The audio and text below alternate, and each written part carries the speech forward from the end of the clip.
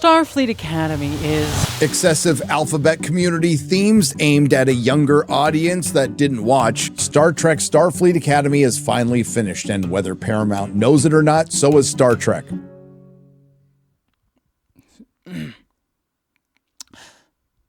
Starfleet Academy's first season was the decision to release a new Star Trek show about an alphabet soup of sassy 20-something women and benignly agreeable pussified men, and the results? A one-way ticket to Cancellation Town, baby. Population, Starfleet Academy. Are we good? Purged it from your pattern buffers? Alright.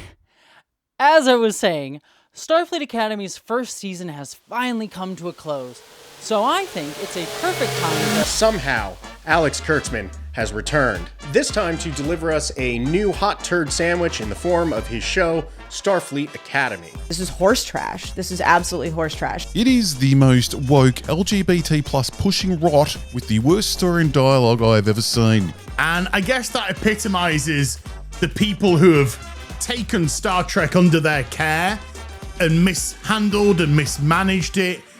You've decided to coerce it and make it all about yourselves. And if you don't woke how we woke, you basically suck rotten eggs for breakfast. And you should be watching something else because you're a goddamn bigot. Oh, you don't like Star Trek Discovery? What are you, some kind of slave owner? That far leftist weirdos, which these people are part of, have no understanding of the word empathy. It's garbage, mate. I don't know what to tell you. I don't know why anyone thought this would be good. Fake trauma brought about by narcissistical desire. If this thing is 17, fuck me, man. This is supposed to be a 17-year-old. These are made people who hate Star Trek, who can't write, who have no skill, who have nothing to say about the world, who have zero critical thinking skills. Save what's left of Star Trek's legacy and just kill this horrifying, misshapen abomination right now. Cancel it outright at this stage. Holy shakari! Gah! Talking about this damn show anywhere online has been a goddamn nightmare. This thing has been a discourse magnet before it even aired a single damn episode. Like, full Star Wars The Acolyte level outrage cycle from day fucking one. Even Nazi saluting Elon Musk and depressed incel Lex Luthor impersonator Stephen Miller chimed in with their half-baked takes, screaming about wokeness because the show dared to include... Let me just check my notes. Queer people, people of color, and women who don't look like they were rendered by a male gaze bimbifying DLSS5 NVIDIA filter. It's almost as if they never really grow up at all, isn't it?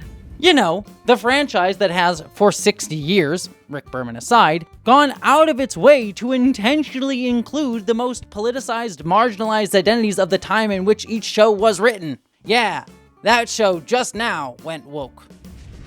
That is an incredibly outmoded and sexist attitude. I'm surprised at you. But instead of just being confidently loud and wrong about their media illiteracy, it turned into, as it so often does, the usual harassment campaign aimed at the heads of the franchise, like Alex Kurtzman, and of course, the marginalized cast and crew. No art is perfect, and all art is like, you know, I myself am like very open to like any kind of like constructive criticism. But some of the stuff on YouTube is like just racist and, you know, homophobic or a lot of sexist videos up there. And it's just like a lot of it is rooted in pure hate. As well as anyone who talked at least a little bit positively about the show. I would say you would be shocked at the amount of bigoted anti-trans hate I got in my comment sections for reviews on this show from supposed Trekkies, but it's the internet in 2026, so no, you probably wouldn't, would you?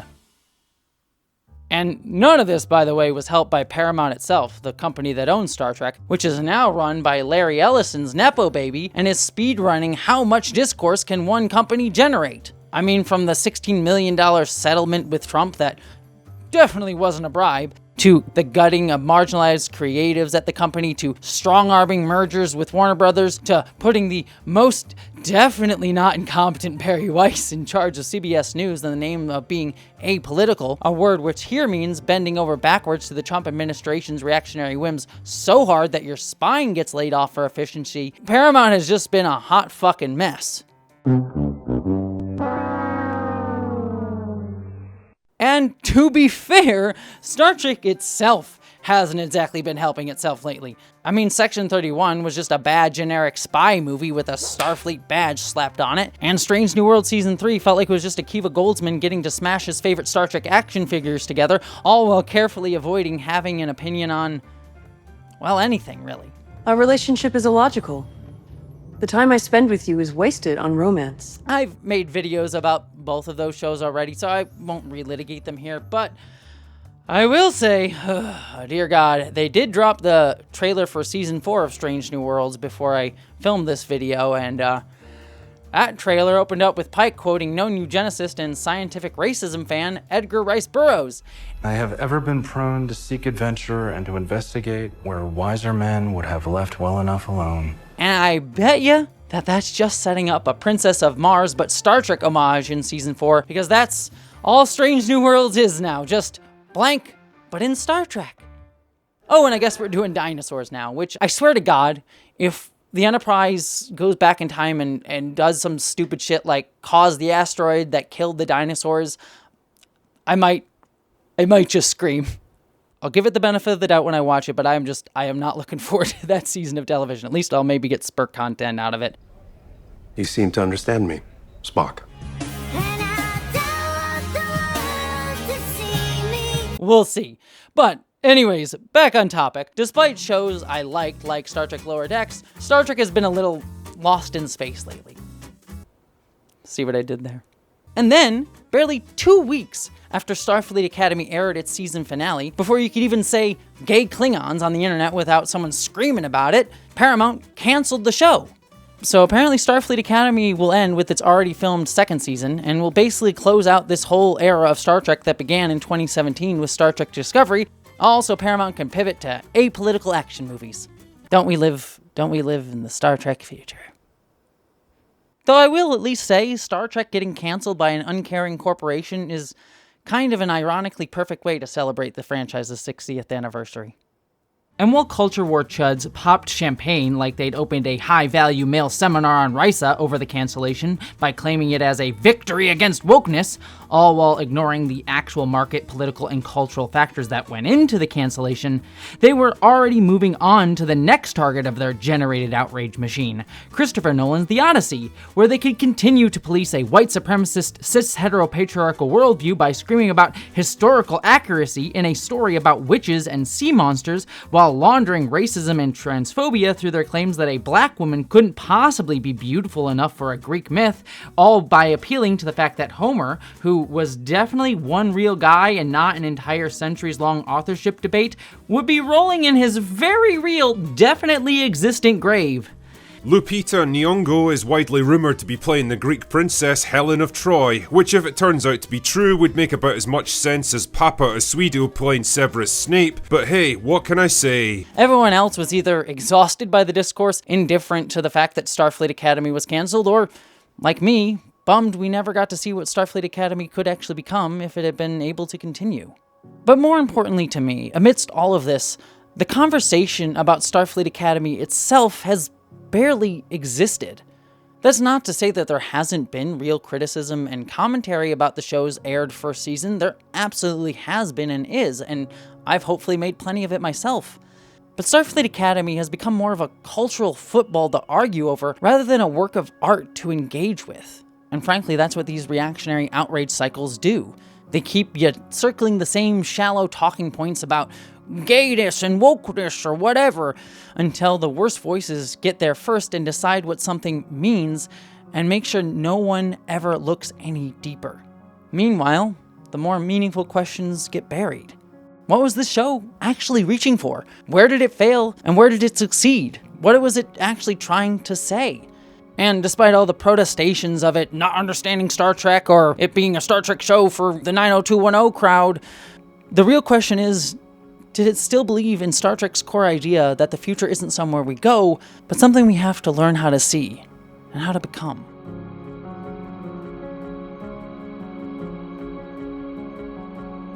Because underneath all the culture war bullshit, to me, what I saw when I watched Starfleet Academy wasn't just a show trying to live up to Star Trek's legacy, but asking whether that future is something we can, or even should, seek to return to at all, or if we have to find a new way to reorient ourselves towards something new. It asked, what does Star Trek even mean, in a world where its better future seems further away than ever before?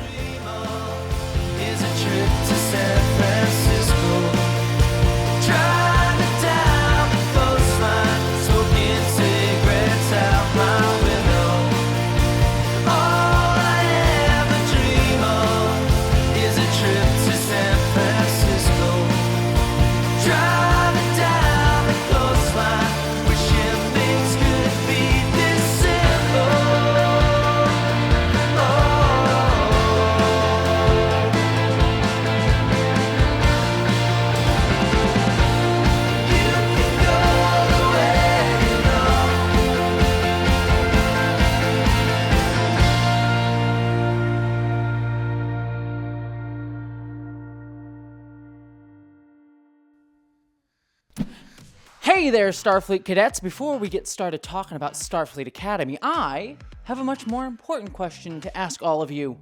Have you ever wanted to get flung to the far side of the galaxy and have to struggle every day to survive, trying to gather as many resources as you can just to make it through the day?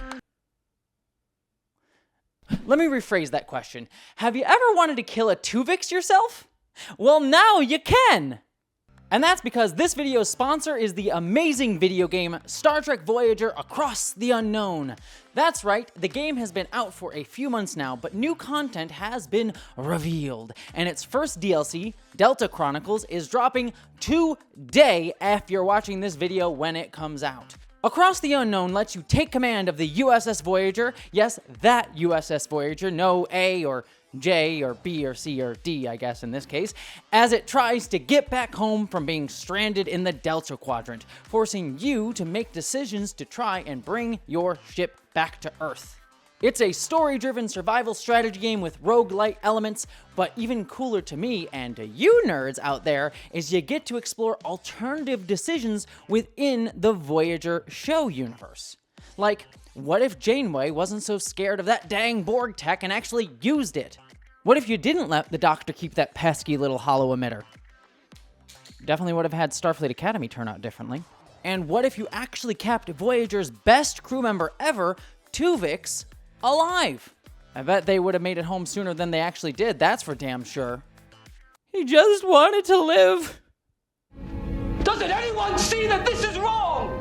All jokes aside though, earnestly, even without them sponsoring this video, I will say that I actually really loved this game.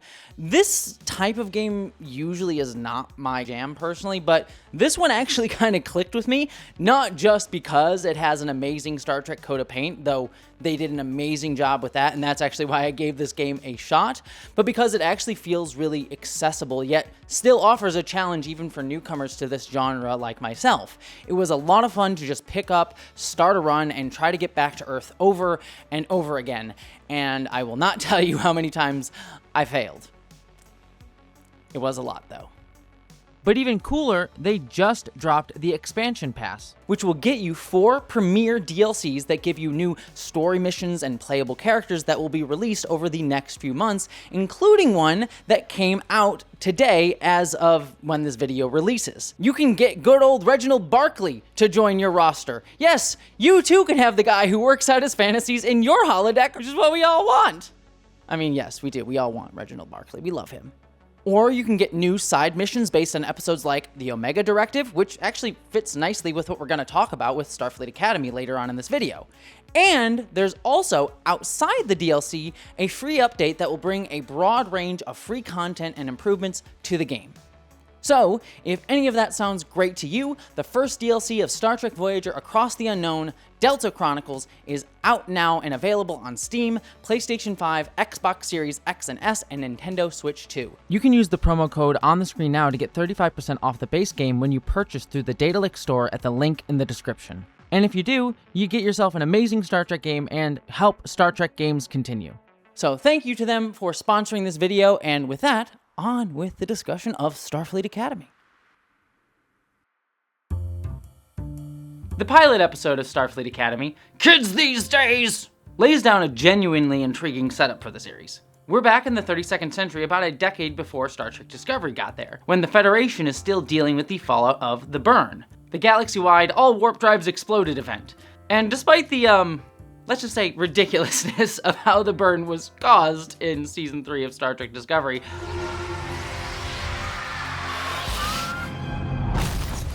I've actually always liked this setting a lot because it meaningfully changed Star Trek's status quo in a way that inherently interrogates the franchise's ideals.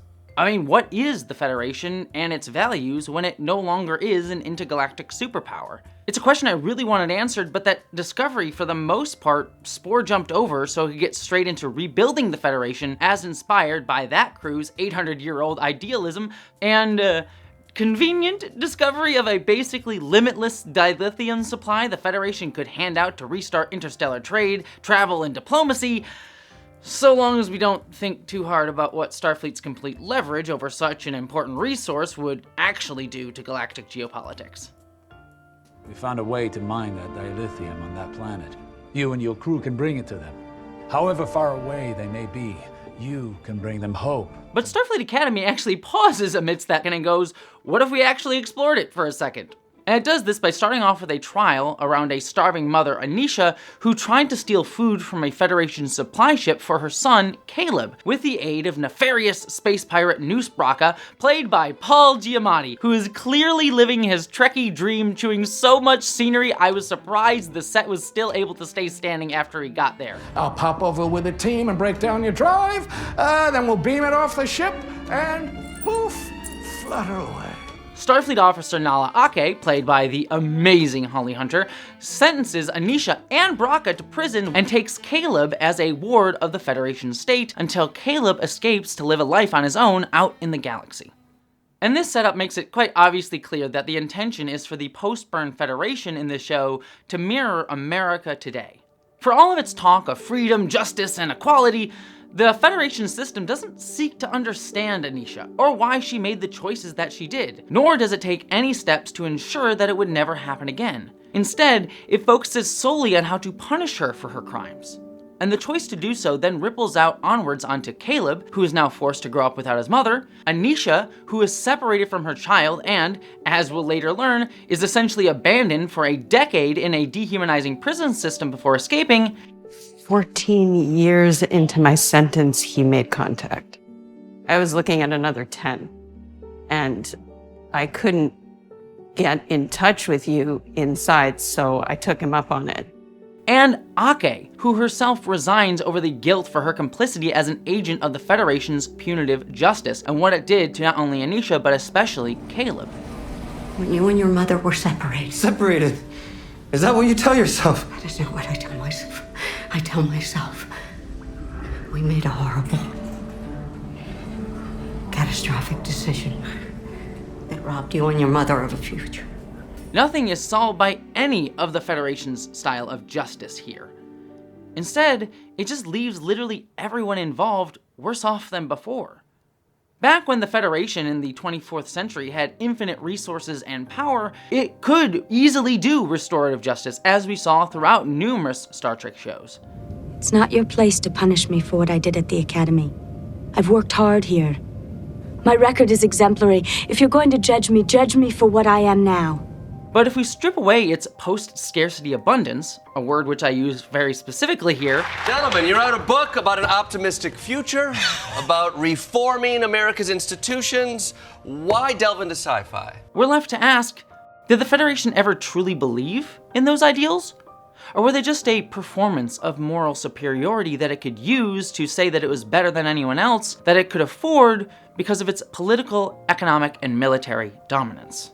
But more pointedly, what this is asking us, the audience, to do is question whether the Federation, as a fictional entity, is just a myth that liberal America likes to tell about itself through Star Trek, something that we believe that we can only achieve in a utopian fantasy future, or is it a world we can choose to make, even when it's hard? But after this prologue, we jump ahead years later to when the Federation is now rebuilding. Discovery's very own handsome Admiral then shows up on Bajor to recruit Anke as head of the newly reopened Starfleet Academy to help teach the next generation all those freshly rebranded humanitarian Starfleet values. It's been 100 years. Now that the burn is finally behind us, it's time to rebuild. I want you to be Chancellor. But Anke herself isn't really interested, unsure that she can teach ideals she and the system fail to uphold. I won't make promises to more kids I can't keep. Until she learns that Caleb has been found. And she goes to find that he's grown into the exact kind of man a system like this makes. He's angry, criminalized, distrustful, and living in and out of prisons across the quadrant. And also, he's ridiculously jacked for some reason. Apparently, actor Sandro Rosta had to lose muscle for this role, which is wild to me. Like, man is built. Man is absolutely built. But when Anke offers Caleb a place at the Academy, he basically laughs in her face. So, to get him to come, she offers him something that the Federation took from him if he comes with her. A chance to find his mother. If she's alive, I'll help you find her. But this is the only way. We go together. This setup makes Anke incredibly compelling to me because she's not hiding behind being an agent of the system. At no point, at least in the beginning of the show, does she argue that she was just following orders. Instead, she recognizes her own complicity in what she did to Caleb. You didn't have a choice. No. Here's the thing. I did. I could have refused. Pulled some kind of bait and switch with the prosecution, taking the heat later. It wouldn't have changed anything. We were in Tria. Starfleet wasn't making any exceptions. Separating children from their parents isn't exceptional. It's reprehensible. And not only resigned over it, but now is only coming back to be part of the Federation system in order to actively try to rectify the harm that she caused. And I think this is a really brilliant setup for not only Anke, but Caleb as well. But that being said, I've heard a very good criticism around this pilot, around the fact that Caleb is very clearly being slotted into a very familiar narrative for young men of color in fiction, being as he is shaped by overpolicing and incarceration. By design, the disenfranchisement, overpolicing, and surveillance of black communities have led many black Americans to being incarcerated at nearly 5 times the rates of white Americans, fueling a cycle of poverty and exclusion that carceral systems in the United States claim to solve, but actually worsen to profit from while blaming black people for it. And Star Trek is usually trying to imagine a better future beyond this, especially for its lead BIPOC characters, rather than just reproducing them with a sci-fi filter. But at least for me, and to be fair, I am not the only voice to listen to here, I think this narrative works here because, first off, the show isn't textually racializing Caleb. Also, at the same time, it's saying, quite clearly, if you build a system that abandons people and then criminalizes them, you don't get utopia, you get someone like Caleb, a young boy left out of your supposedly idyllic future. The show is very much commenting on that systemic oppression that leads to the creation of young men like Caleb, and Starfleet Academy then seems to be setting up a narrative where it's asking us to say whether you're actually willing to face that fact, or if you're just going to pretend that your future is still perfect, despite all the underlying problems that led to where you are now. And Anke, at least here, is choosing to face it. And at the same time, the show doesn't dodge the imperialist edge of all of this either, because when Caleb shows up at Starfleet Academy, he immediately says that he doesn't want to change his appearance. You'll need a regulation haircut. Never happening. I'm not a sheep. But the transporter buffer has other ideas and puts him in a uniform and cuts his hair without his permission.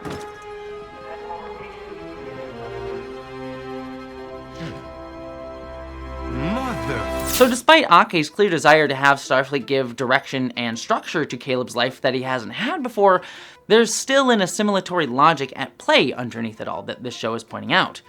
That desire for straight hair is a construct that started during colonization. During slavery, a hierarchy emerged where there was a status attached to having more European features. Those with these features, including looser textured hair, while still denied access to basic human rights, sometimes had more opportunity. After slavery, chemical hair straightening products for black people gained popularity. It was seen as a way to elevate their status, so they were marketed with an emphasis on beauty, personal success, and the uplift of the entire race. We need to reimagine the way we think about progress, about modernity, about success, about development, and about civilization.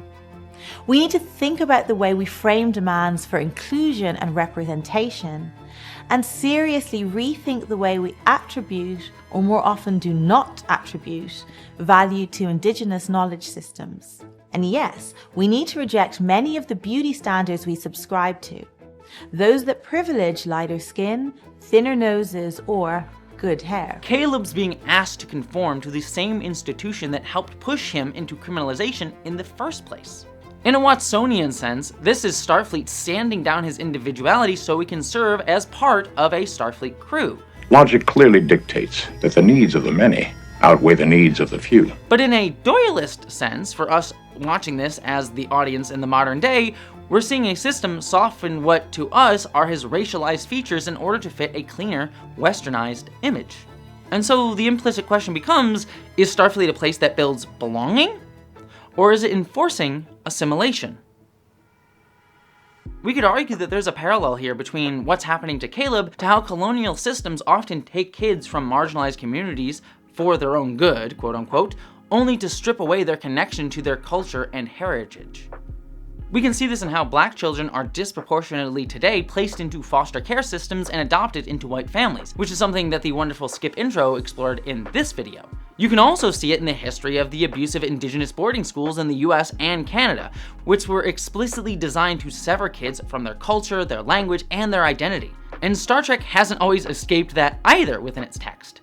Throughout Star Trek's 60-year history, most of the homogenized Federation culture just reads as a polished future version of America. And when we do have characters who bring in something that is culturally distinct from that, it's often treated as something extra, or something that needs to be sanded down in order to fit within the Federation and more specifically often the Starfleet system. You will follow Starfleet uniform code aboard this ship, Ensign. As Dylan Reed Miller points out, Star Trek shows are predicated on an Earth that has been politically and culturally united under present-day hegemonic structures. Its vision of a united Earth ostensibly collapses hierarchical organizations of race, gender, and sexuality upwards until the only culture left is the apolitical neutrality of white cis heteropatriarchy. Rarely do the franchise's characters of color demonstrate an affinity or connection to their cultural backgrounds, in contrast to their white counterparts. And although this allows them to be visible as individual subjects worthy of recognition, it unintentionally reinforces the notion that the social construction of race is about skin color first and foremost, instead of a network of complex cultural practices that are generatively produced. Even where Star Trek has attempted to engage with the cultural backstories of its characters, it has failed to recognize the context of its production. So here, Starfleet Academy is asking us whether Ake, despite her altruistic intentions, is still repeating these same patterns of assimilation, just within an institution that we've been taught to see as inherently kind and progressive. Oh, Michael Eddington, where are you when we need you? Nobody leaves paradise. Everyone should want to be in the Federation. Hell, you even want the Cardassians to join. You know, in some ways, you're even worse than the Borg. At least they tell you about their plans for assimilation. You're more insidious. You assimilate people, and they don't even know it. And all of this is furthered by the Federation's conservative yearning to restore its old glory. Dadmiral even tells Ake that she's perfect to run the Academy because she's a centuries-old Lanthanite who remembers the good old days of the Federation before the burn. Now these kids are inheriting a broken world they did not create but have to clean up. There's no one more suited to help them. You're part Lanthanite. You were there centuries ago when Starfleet was at its best. You can show them what that really means. And this same ethos comes up when Ake compares Caleb to her son, a Starfleet officer who died during the burn. He was a cadet here. His class was on a ship when the burn hit. I've had over 120 years to think about what I could have done differently as a mother. And every day I come back to the same answer. I would have listened. It's clear that Ake is trying to repair the harm she caused Caleb, but we're left to wonder if she's really helping him become himself or trying to make him into what she needs him to be. Is she trying to heal him or trying to press her own trauma onto him? Caleb actively pushes back and says, I'm not in. I'm aware. But it leaves us wondering if Starfleet, and by extension Star Trek as a franchise, is really trying to forge new futures here with the setting of Starfleet Academy after the burn, or is it simply trying to just recapture the past? That is the tension at the heart of this show. Is Starfleet trying to make something new, or is it just trying to sand people down until they fit the old shape of Star Trek yet again? And the only reason that Caleb sticks around, even a little bit, isn't the shiny promise of becoming a Starfleet officer, but instead the other cadets that he meets.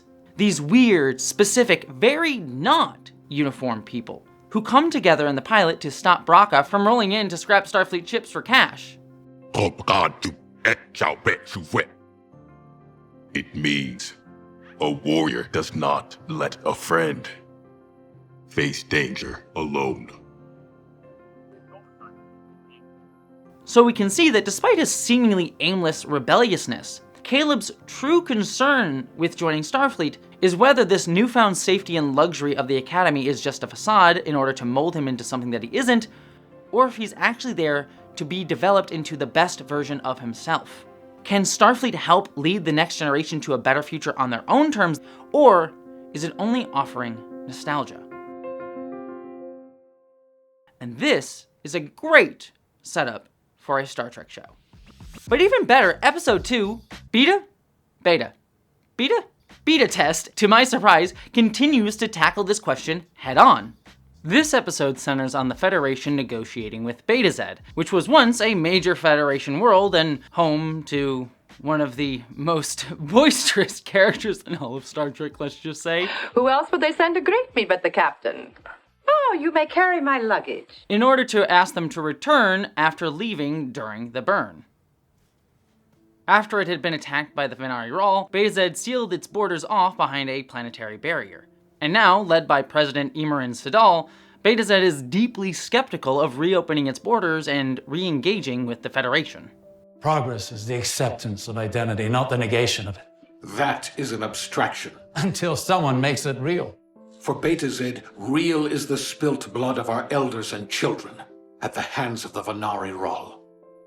If you can't provide us with what we need, this will be a very short negotiation. Both Betazed and Caleb are basically asking the same thing. Why trust a system that failed them and helped create the mess that they're living in right now? Especially when that system seems obsessed with recreating its past, the very past that led to this present. Would you agree progress is impossible without change? I believe that most people who say they want progress don't really want to change, which often makes both impossible. In the middle of the pilot, Ake gives a speech about heroes of Starfleet's past, and we see a giant wall that graces the Academy set, that is filled with the names of past Federation heroes meant to inspire its cadets, and is not coincidentally stacked with nostalgic little Easter eggs for Trekkies. It's meant to be inspiring, as Ake says, but it's also very clearly looking backwards.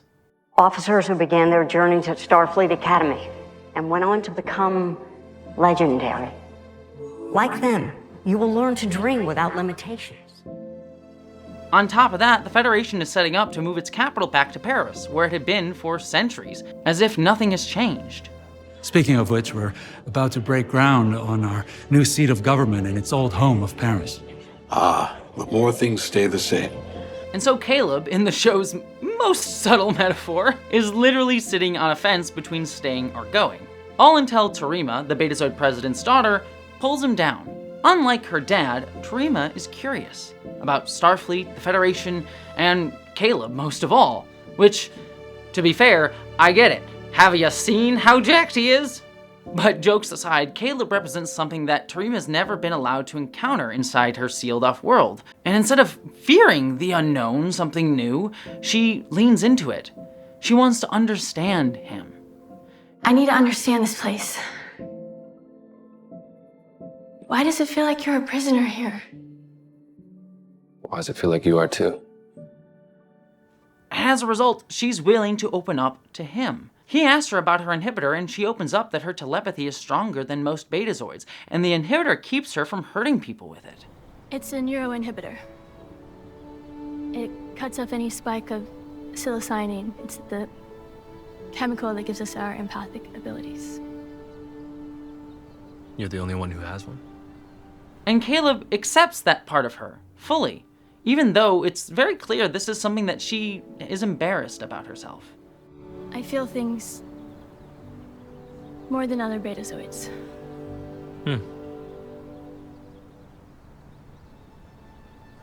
Normal's boring anyway. He accepts not who she's supposed to be, but who she is. Differences and all.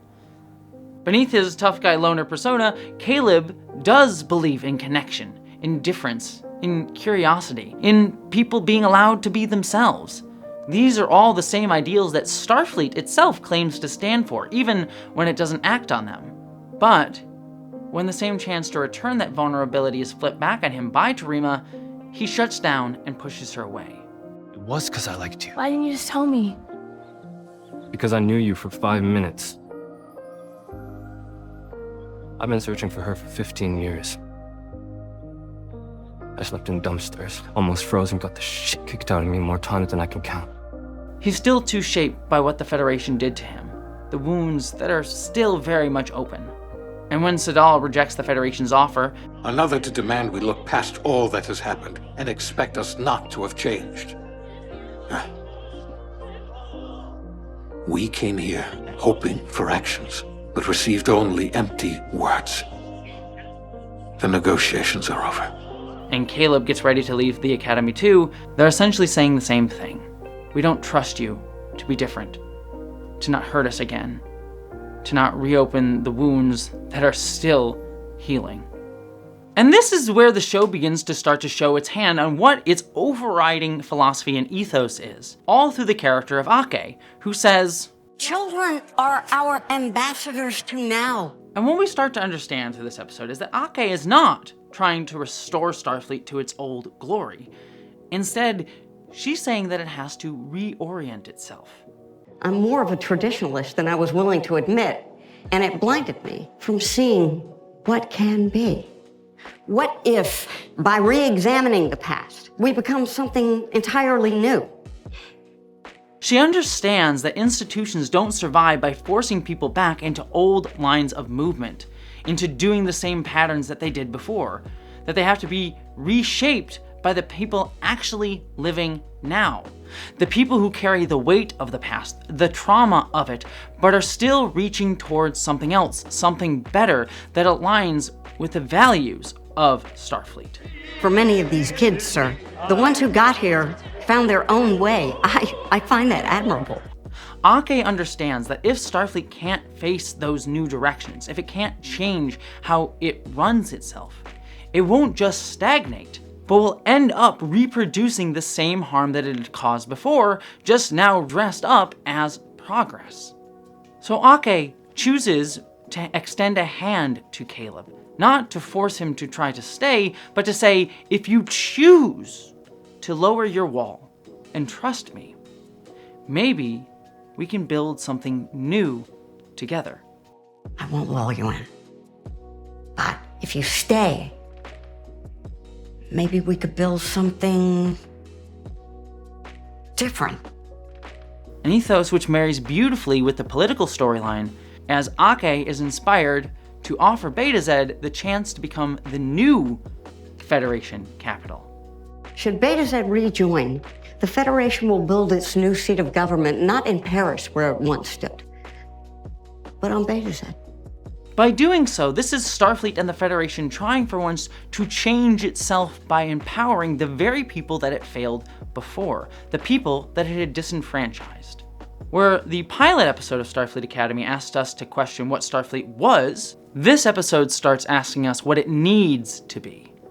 And who gets to decide that?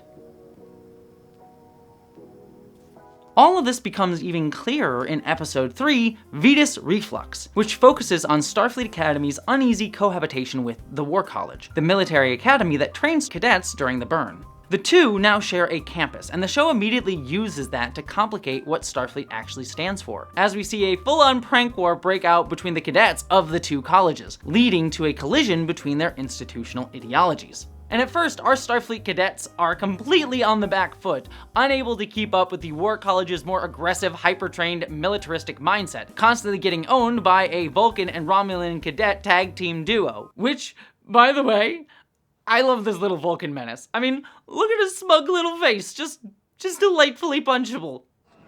Academy cadets, do you find it challenging to run, while also debating the ethical ramifications of hurting the floor? Do you find it challenging to be a War College douchebag? I mean, could we even call this a Star Trek show if it didn't have at least one smug bully Vulcan? Every other Trek show has had one. You could never be a true Vulcan. That is not true.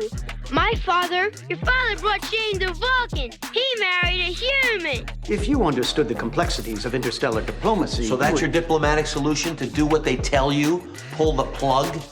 Your metaphor is crude, but accurate. You're human or Vulcan and therefore have no place in this universe. Look, it's human eyes. They look sad, don't they? Perhaps an emotional response requires physical stimuli. You're a long way from Earth, Captain. Are you lost? Not at all. Your reaction to this is quite illogical and suggests a conclusion based on emotion. You have no idea how much I'm restraining myself from knocking you on your ass. This is a typical human reaction based on emotionalism and illogic. Humans have never held much interest for me.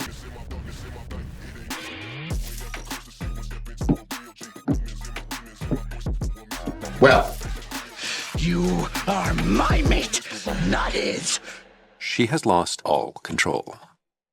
But we see the same problem with the cadets' mindset pop up again when the cadets try out for Galactica, which is an extremely warlike game that completely overwhelms all of them. So it's basically like a fun game of laser tag? Yeah, just like laser tag. Like laser tag! Which, by the way, I love the idea of Galactica. It's actually a Trek show creating a new sports game, instead of just giving us an Easter egg reference like, hey, remember Parisi Squares? Or whatever the hell William Riker was doing to work through his daddy issues? I also love that this game is super aggressive and intense, but also has these weirdly adorable mascots at the same time that are themselves subtle Trek references. It's a great mixture of serious and ridiculous as well as old and new, which also kind of mirrors the mindset of this show. And at the same time, even the cadets who should thrive in this hyper-competitive sports space, Darum and Genesis, who turn out to be the most competitive cadets, end up turning on each other, both motivated by the need to prove themselves to or against their parents, as Darum himself weaponizes Genesis's insecurity about living in her well-regarded Admiral father's shadow to undermine his teammate so he can win the team captain. Target step. Good focus. Aye. Making those daddy issues work for you. What did you say, you piece of shit?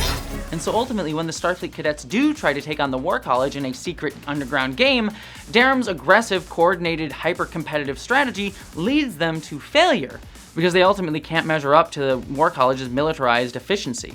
And they aren't being Starfleet. What are you doing? What are you doing? Pull a strategy out of your ass or stand down. Sorry, are you the captain? Are you? No, I didn't think so. Come on.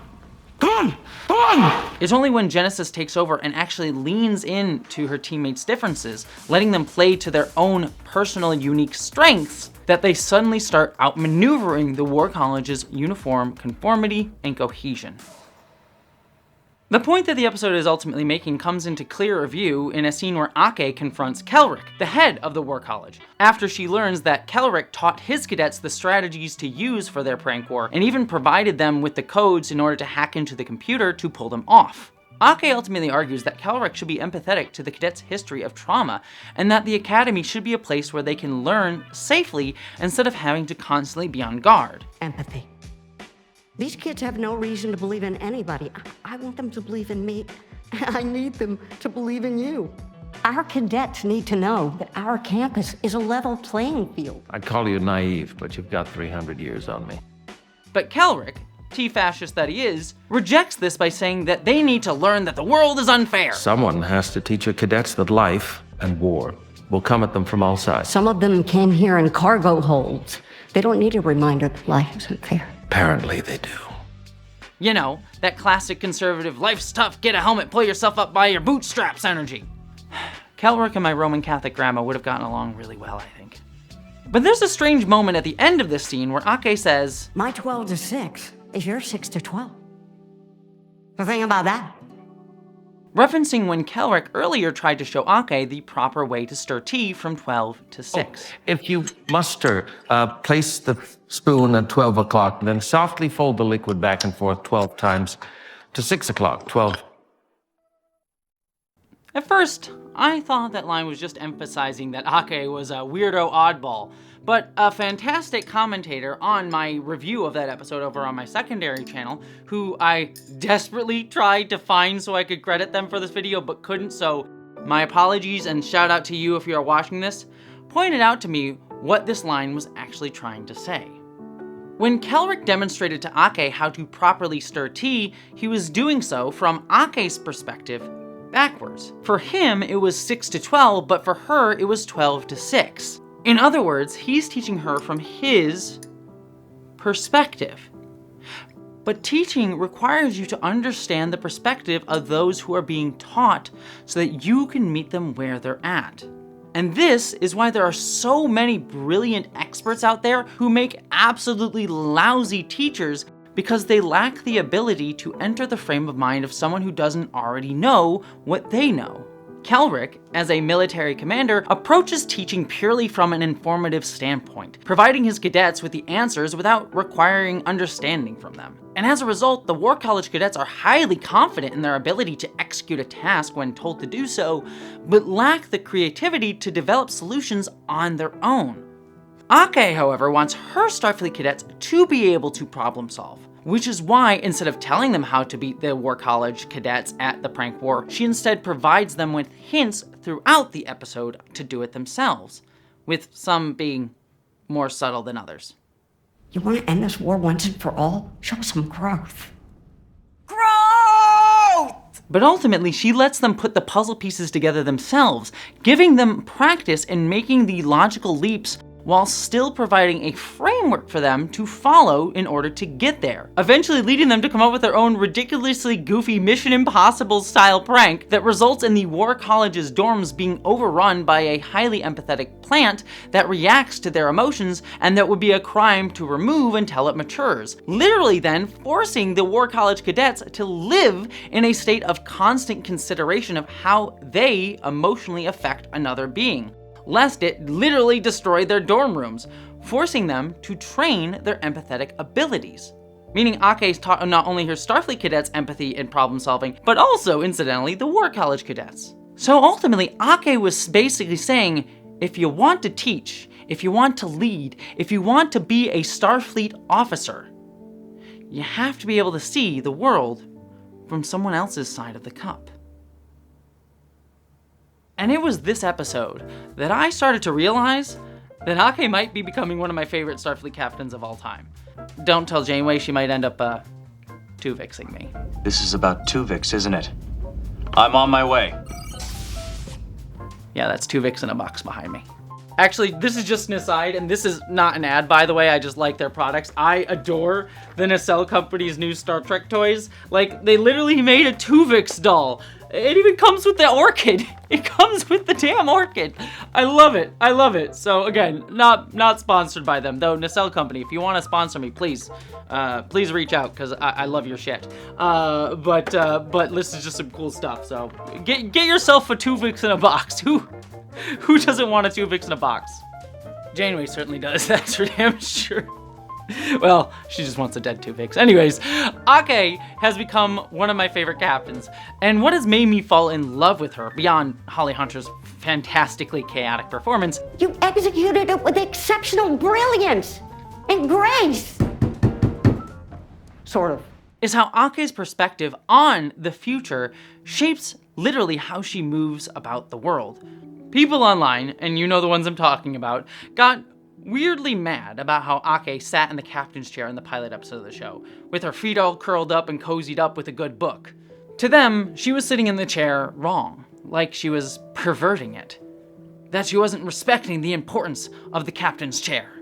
There is, of course, a very gendered element to this criticism, because no one complains when the universe's most beautifully bearded king first officer sits in a chair in his own way. In fact, Trekkies have rightfully made the Riker maneuver iconic. Riker! But Ake gets called unserious and disrespectful for sitting in a chair her own way. Because to many of these folks, that captain's chair represents a lineage of authority, which to many of them must always be coded as masculine, self-important, and hierarchical. A seat that was molded by the noble bottoms of the likes of Kirk or Picard. That is not the posture of a commanding officer of a starship. She is not owning that chair. But Ake doesn't feel a need to prove that her ass belongs in that chair, nor mold herself to fit the imprint of someone else's cheeks. She makes the chair fit her. And I think this perfectly reflects a philosophy that writer Sarah Ahmed describes as queer use. To queer an object's use means to take something meant for one purpose and choose to use it differently. Not to destroy it or negate its original qualities, but to make it more alive. To refuse the shape that society demands of it, and instead reshape it around something new that still references its original qualities. To some, doing that will read as a perversion, a deviation from what's proper, what's expected, but it's in truth a transformation. Queering something's use acknowledges an object's history, but refuses to be bound by it. My girl Ake is over 500 years old, and she knows the important weight and history of a captain's chair, yet she doesn't let those centuries of history confine how she chooses to exist in the here and now for herself. Also, just to say it, her cozily sitting in that chair is the most bisexual energy thing ever, and those who didn't like it are just boring-ass pearl clutchers whose idea of being interesting is just putting on a hiking photo in their LinkedIn bio. But we can ultimately see how this idea of queering something's use comes directly out of a queer perspective. I mean, I, as a trans person, queered my own use. I did not choose to use my body and life the way that it was dictated to me by society, but instead chose to transform it to something that better fit me. But by doing so, I didn't destroy the person that I was, but instead made myself and my original qualities that were buried under that original dictate more alive. I'm still the same person, but the qualities that make me me become more obvious, more beautiful. And this very ethos is how Ake herself views Starfleet the institution and her own cadets. Ake understands the importance of Starfleet's history and stated ideals, respects and even loves them, but also chooses to not let them bind her into specific expectations of who she has to be. She is not bound by that history and self-importance. Instead, she wants to use Starfleet's values in a way that fits her, and more importantly, her cadets. We can see this in how Ake challenges Kelric by unsettling his sense of what Starfleet is supposed to be oriented around. In episode 5, Ake offers to help Kelric prepare for a visiting dignitary by bringing in fellow professors the Doctor and Jet Reno to help walk him through learning their customs in a truly hilarious scene. Honored guest, what? No. Until Kelric, feeling mocked instead of included in their casual camaraderie, storms out, thinking that they're not being Starfleet enough, and ultimately reveals that he still harbors resentment towards Ake for having resigned from Starfleet, conflating her choice to leave Starfleet with her abandoning its ideals. You speak a great deal about trust for someone who abandoned Starfleet 15 years ago. Is that why you never gave me a chance? You think I abandoned? You did abandon it. Tell me something about Lanthanites, Nala. What's the point of such a long life if your memory is this short? But Ake later points out to Kelric that she never abandoned Starfleet's ideals because it was never about her allegiance to an institution that defined them. she resigned from how Starfleet was choosing to act in the name of those ideals. I understand why you feel I abandoned Starfleet. You've had to live in absolutes. But if you make a judgment without context, whether it's me or Chancellor Mil, you'll have a hell of a time getting people to trust you. Warrior cadets. And Kelric, whose life up until now has been shaped by rigid institutional thinking, begins to see the ideals he's devoted his life to aren't fixed destinations, rigid paths that he must follow, but can be reorientated in new directions. Similarly, Ake tries not to force her cadets into a mold, but instead lets them remold Starfleet the institution. Ake doesn't see her traumatized cadets as something broken that Starfleet needs to fix, even if they see themselves that way. Because to queer something's use also means to take something that seems broken, that can no longer fit its shape, like a cup that has lost its handle, and not toss it away, but acknowledge its wounds, and still find meaning in that which no longer fits its intended purpose. To acknowledge that our traumas have changed us, but neither let them wholly define our future. Which brings us to the season's next, and perhaps best episode, Vox and Excelso. This episode uses the familiar YA debate club trope, and much like the show's sports and later Theater Kid episodes, uses it to explore Trekkian themes and characters, in this case asking what it means to speak yourself into being in a world that would rather define you first.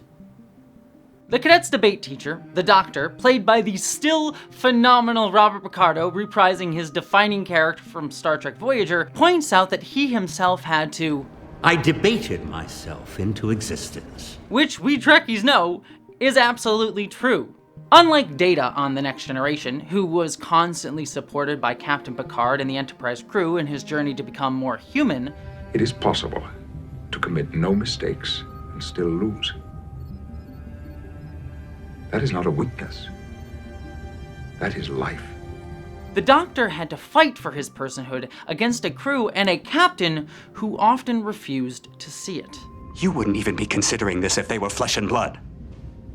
I'm not going to let you turn this into an argument about holographic rights. Why not? That's exactly what it is. This is why, as much as I loved and identified with Data as a young autistic kid, now as an adult, I connect more with the Doctor. Because, personally, he reflects something closer to my lived experience as a marginalized person. Having to argue, again and again, that I am a real person. It's a metaphor, a symbol of the burdens that I live with every day. Imagine having to take this everywhere you go. It would be a constant reminder that you're different from everyone else. I wanted the player to feel the weight of it, literally. Your emitter isn't a ball and chain. It liberates you. It doesn't always feel that way. While Data's arc towards seeking to become human reinforces a kind of Western belief that personhood is something you progress into by becoming more like us, the Doctor's attempts to explore his own interests and desires and express his perspective are constantly devalued, misunderstood, and maligned by his crewmates, forcing him to have to advocate for his own rights again and again. But what if some people ran that program and thought that it was based on you? That would bother you, wouldn't it? I don't care what people think. That's all you care about! You want everyone back home to think of you as a brilliant author! I'm not doing this for my ego, and if you could look past yours, maybe you'd see that! But in contrast to the Doctor, whose self-confidence could single-handedly unionize a Daily Wire film set, Jaden, our Klingon cadet, is paralyzed by public speaking anxiety. I have difficulties expressing my point of view at times. After his failure in debate class, Caleb tries to comfort his friend, but Jaden's stuck in a shame spiral, convinced that he's failed the Klingon warrior code. That's real Klingon food, right?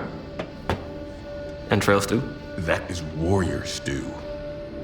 Only those who have served their house in battle can taste it. My father and mother taught me better than that. By this point in the series, even 4 episodes in, we've already begun to understand how atypical Jaden is from Star Trek's broader depiction of Klingon culture, or even other Klingon characters. I see you declared early.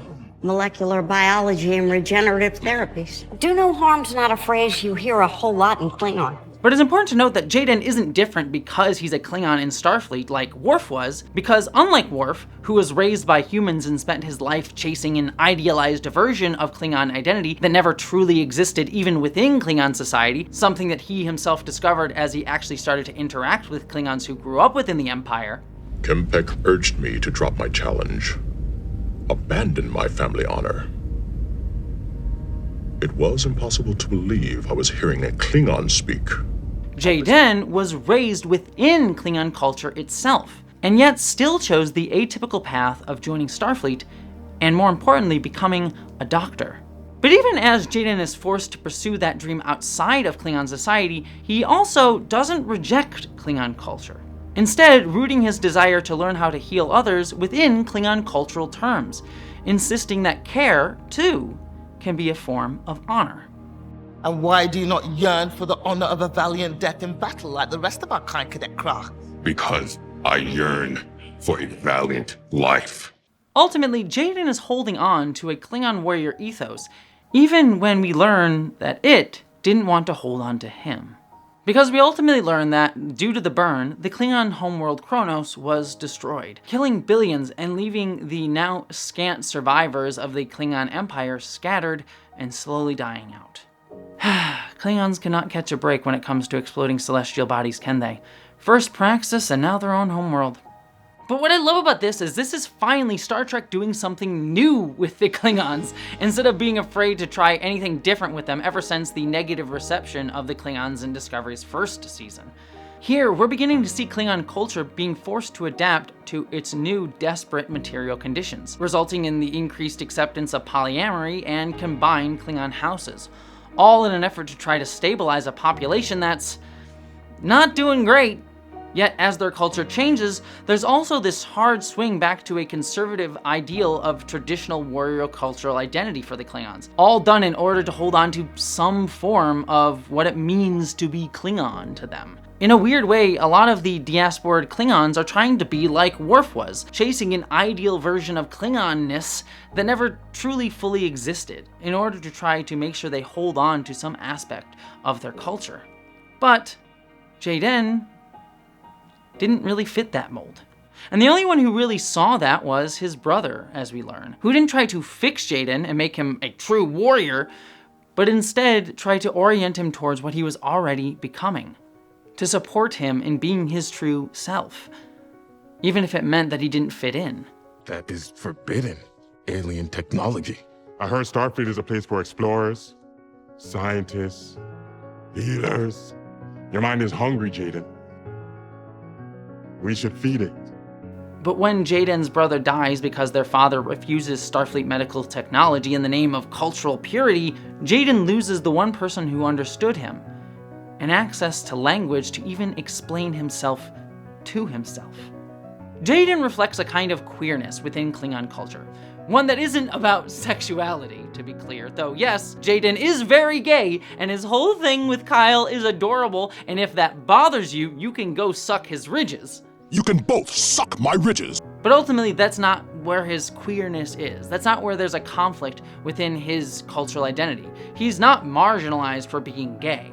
Not by Starfleet, nor even by his family or the rest of Klingon culture, at least as far as we can see. Instead, his queerness fits a broader definition of the term that goes beyond just sexuality or gender, about a dissonant feeling of not fitting into the cultural role that you're supposed to fit within. It means growing up inside of a system or culture, but out of alignment with it, oriented differently. But Jaden doesn't fully have the language to express this, to understand it even. Just like so many queer people today grow up in environments that subtly or even legislatively limit our access to understand ourselves, to get the language to articulate what we're feeling, and as a result, being made to feel like there's something wrong with us. You feel the difference long before you can even name it, if you ever are able to. That's why, in the present day of Starfleet Academy, Jaden has such anxiety about speaking in public. It's because he has a feeling that he's trying to express something that he doesn't ever feel capable of articulating. Klingons love combat. That is not the issue. The issue is that arguing, standing up for what I believe, makes sweat flood down my face. Eventually, we learn that a Klingon ship carrying members of the diaspora, including Jaden's family, has crashed, pushing Klingons to near extinction.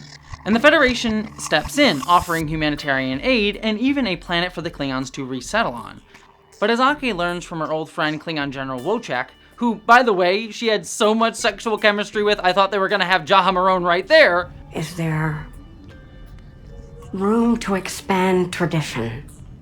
No more of your word games. We haven't been drinking long enough. Klingon tradition won't let the Klingons accept the planet, because to them, accepting aid is dishonorable. Fan Alpha is a charity the houses would never accept. You know who we are, who I am. Yes. And this cultural and political conflict begins to spark a debate among the cadets over whether the Federation should force the Klingons to accept asylum on the planet for their own good, which Jaden then pushes to make the subject of the upcoming debate competition. It is either going to happen in here or out there. I would rather it happen in here. Caleb assumes that Jaden, since Jaden himself joined Starfleet, will argue that the Federation should force the Klingons to accept aid. So Caleb joins that side of the debate to use his debate skills in order to argue for what he believes his friend would want. But Jaden, to Caleb's surprise, actually believes the opposite. That it's not the Federation's place to decide for the Klingons, even if that choice leads to the Klingons' death, putting Caleb and Jaden on opposing teams, and even leads to a brief breakdown in their friendship as they go at it. I do not need you to defend me. The person who actually shows up to support Jaden on his own terms rather than trying to speak for him is, strangely enough, Darum, who teaches Jaden a breathing exercise to help the Klingon center himself. And also, not incidentally I'm sure, so he gets time to hang out with his hot Klingon friend. I mean, have ya seen how hot Klingon chests are? Wait, that's what they look like? Damn, they got the I saw the TV glow hole right there. You think it's squishy? Unlike Caleb, who, like the Doctor, had access to the knowledge in order to articulate how to stand up for himself, Darum connects with Jaden's anxieties because they're both shaped by expectations that they don't live up to. The difference is that Darum, growing up as he did as the son of a rich family on his homeworld, had the privilege and space to build coping mechanisms for his situation, which he shares with Jaden. It's empathy being displayed through personal cultural exchange, which is very Star Trek if I do say so myself.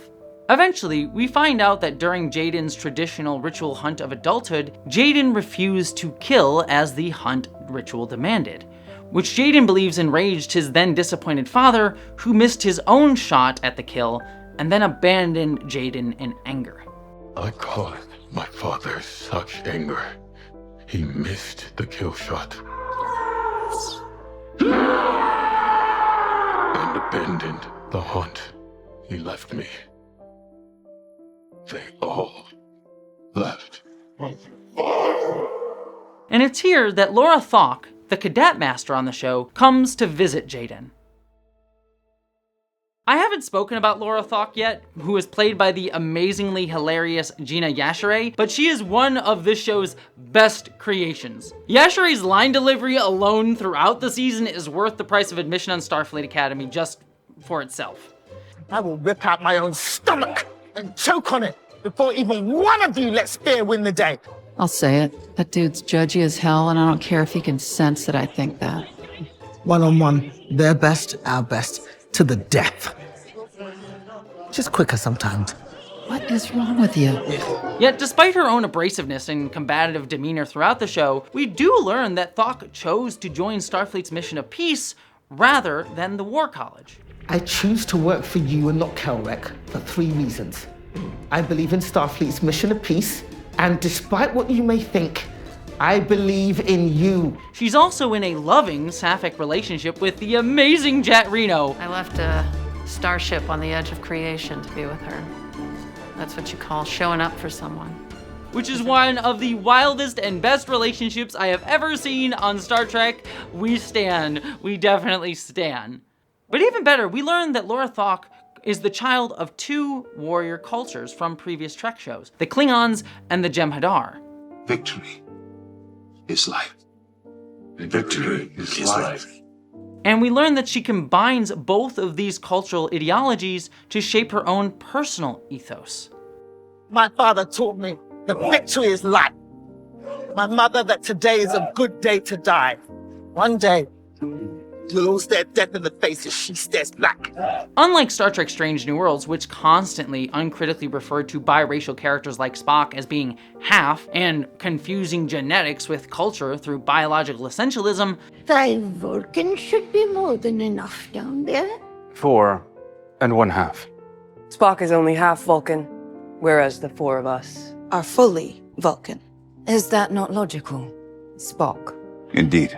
Thok is written to never dilute her own fullness as a Klingon or Jem'Hadar, despite coming from both cultures. Instead pointing out she should have mentored Jaden all along as his Klingon elder.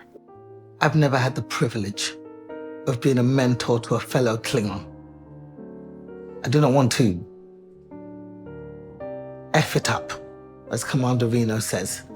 This is Starfleet Academy showing that, unlike Strange New Worlds, it understands that neither our biology nor our cultural upbringing predetermines our fate, even if society tries to say that they do, but also showing that we are informed by them.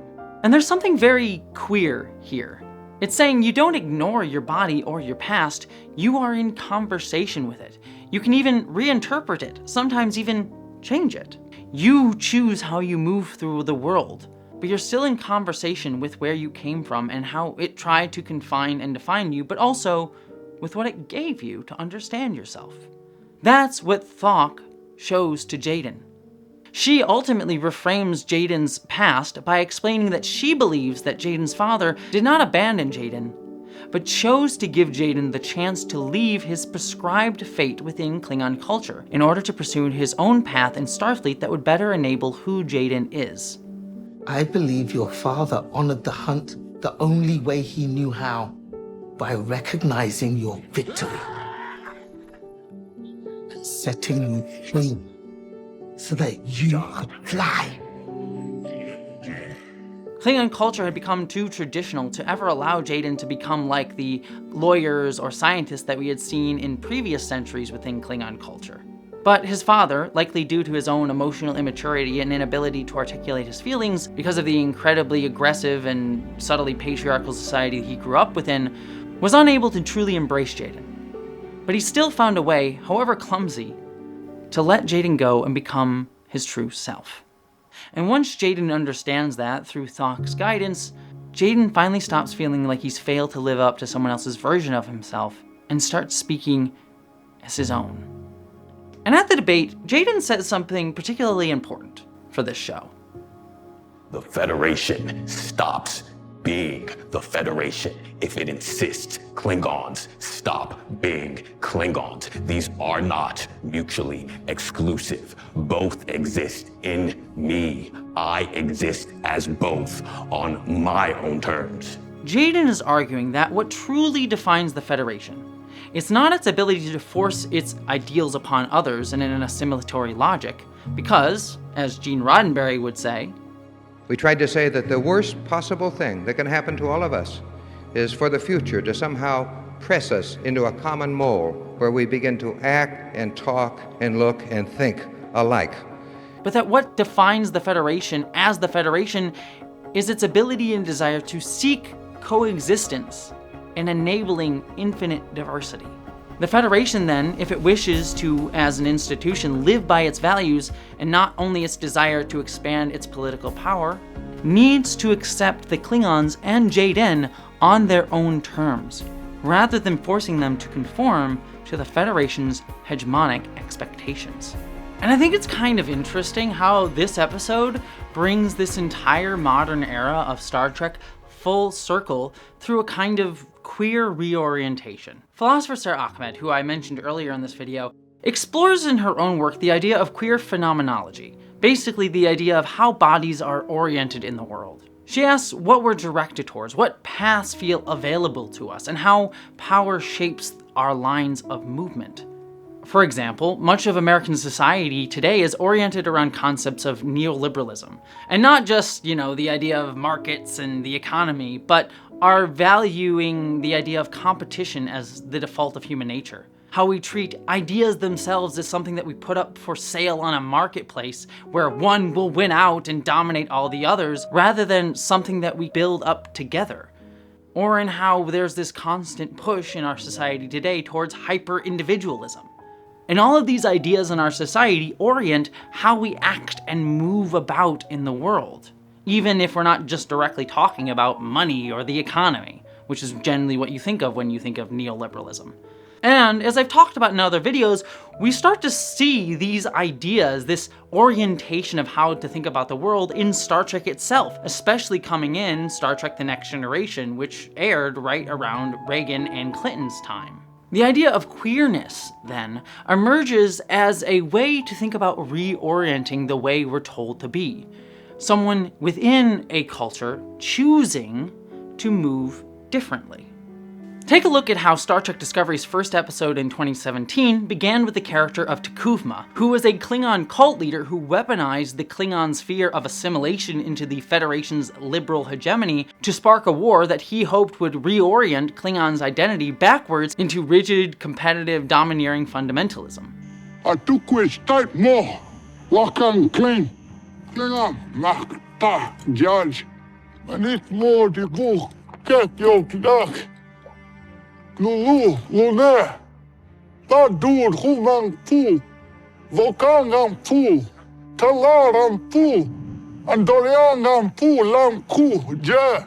And yet, as this era of Star Trek ends 800 years later in universe, Jaden navigates that exact same tension that T'Kuvma was wrestling with entirely differently. Jaden instead finds a way not to oppose the Federation through a Klingon value system, but a way for the Federation to support a similarly fundamentalist Klingon identity, not by assimilating them, but by having Starfleet pretend to lose a battle, so the Klingons can accept the planet as a prize of war. We seize this planet as spoils of war. It's an odd reflection of the Battle of the Binary Stars from Star Trek Discovery's pilot, and yet here, it's the Federation kind of patronizing the Klingon Empire, yes, but it's also the Federation recognizing how Klingon identity has long been organized around the performance of honor rather than its strict embodiment. I see a society that is in deep denial about itself. We're talking about a warrior culture that prides itself on maintaining centuries-old traditions of honor and integrity. But in reality, it's willing to accept corruption at the highest levels. You are overstating your case. Am I? Who was the last leader of the High Council that you respected? Has there even been one? And how many times have you had to cover up the crimes of Klingon leaders because you were told that it was for the good of the Empire? I know this sounds harsh, but the truth is, you have been willing to accept a government that you know is corrupt. Galron is just the latest example. And choosing to respect the Klingons' cultural identity and choice, and that allowing the Klingons to accept something that they otherwise would not, and maybe, possibly in the future, opening themselves up to becoming less rigidly fundamentalist, to encountering different ideas of diversity and difference that they otherwise would have closed themselves off to. Ideas that the conservative cult leader T'Kuvma would have actively abhorred. Conservative in the traditional sense, not the American political ideology sense. And so Jaden, who once believed that he was fundamentally broken, misaligned with the way the world told him to be, through his queerness, learns to inhabit multiple cultural identities at once, and finds a way not only to understand those values, those histories, and how they shape him, he uses them to reorient his own unique self by queering his relationship to them, and in turn, rejuvenating the very values of both the society that once cast him out and the one that took him in. To be queer, then, in this sense, is not about seeking to destroy that which excludes you, even as queer existence is so often framed as a sign of cultural decay, because we are, in fact, the opposite. Queerness can reorient cultures by reckoning with the wounds that it causes to those of us it fails, and yet seeks to heal them by bridging the past to a new potential future. As Jaden says to Caleb at the end of the episode, Maybe the trick is not to let go of the past, but to let the present in. and it's that exact ethos that defines the much more metatextual episode that follows this one, Series Acclimation Mil, which is centered, appropriately enough, on Series Acclimation Mil herself, Sam. Once there was Acclimation Mil, one Sam. Sam, played by Carice Brooks, is a holographic lifeform created by Cask, a colony of photonics. Sam was sent to integrate with organic life in the Federation to test whether photonic beings can rejoin society after generations of isolation, which itself was the result of centuries of institutional and personal injustice by the Federation towards holograms, an extension and echo of the same prejudice that we saw faced by the Doctor on Voyager. Sam, like Jaden and many of Trek's best characters, exists between two cultures. But unlike her Klingon friend, she is technically only 4 months old. No one tell Neelix. But this means that she has few memories to shape her sense of self around. She didn't even grow up on Cask, and as a result has no real sense of connection to its people or her own culture beyond the continually escalating expectations of her makers as their emissary.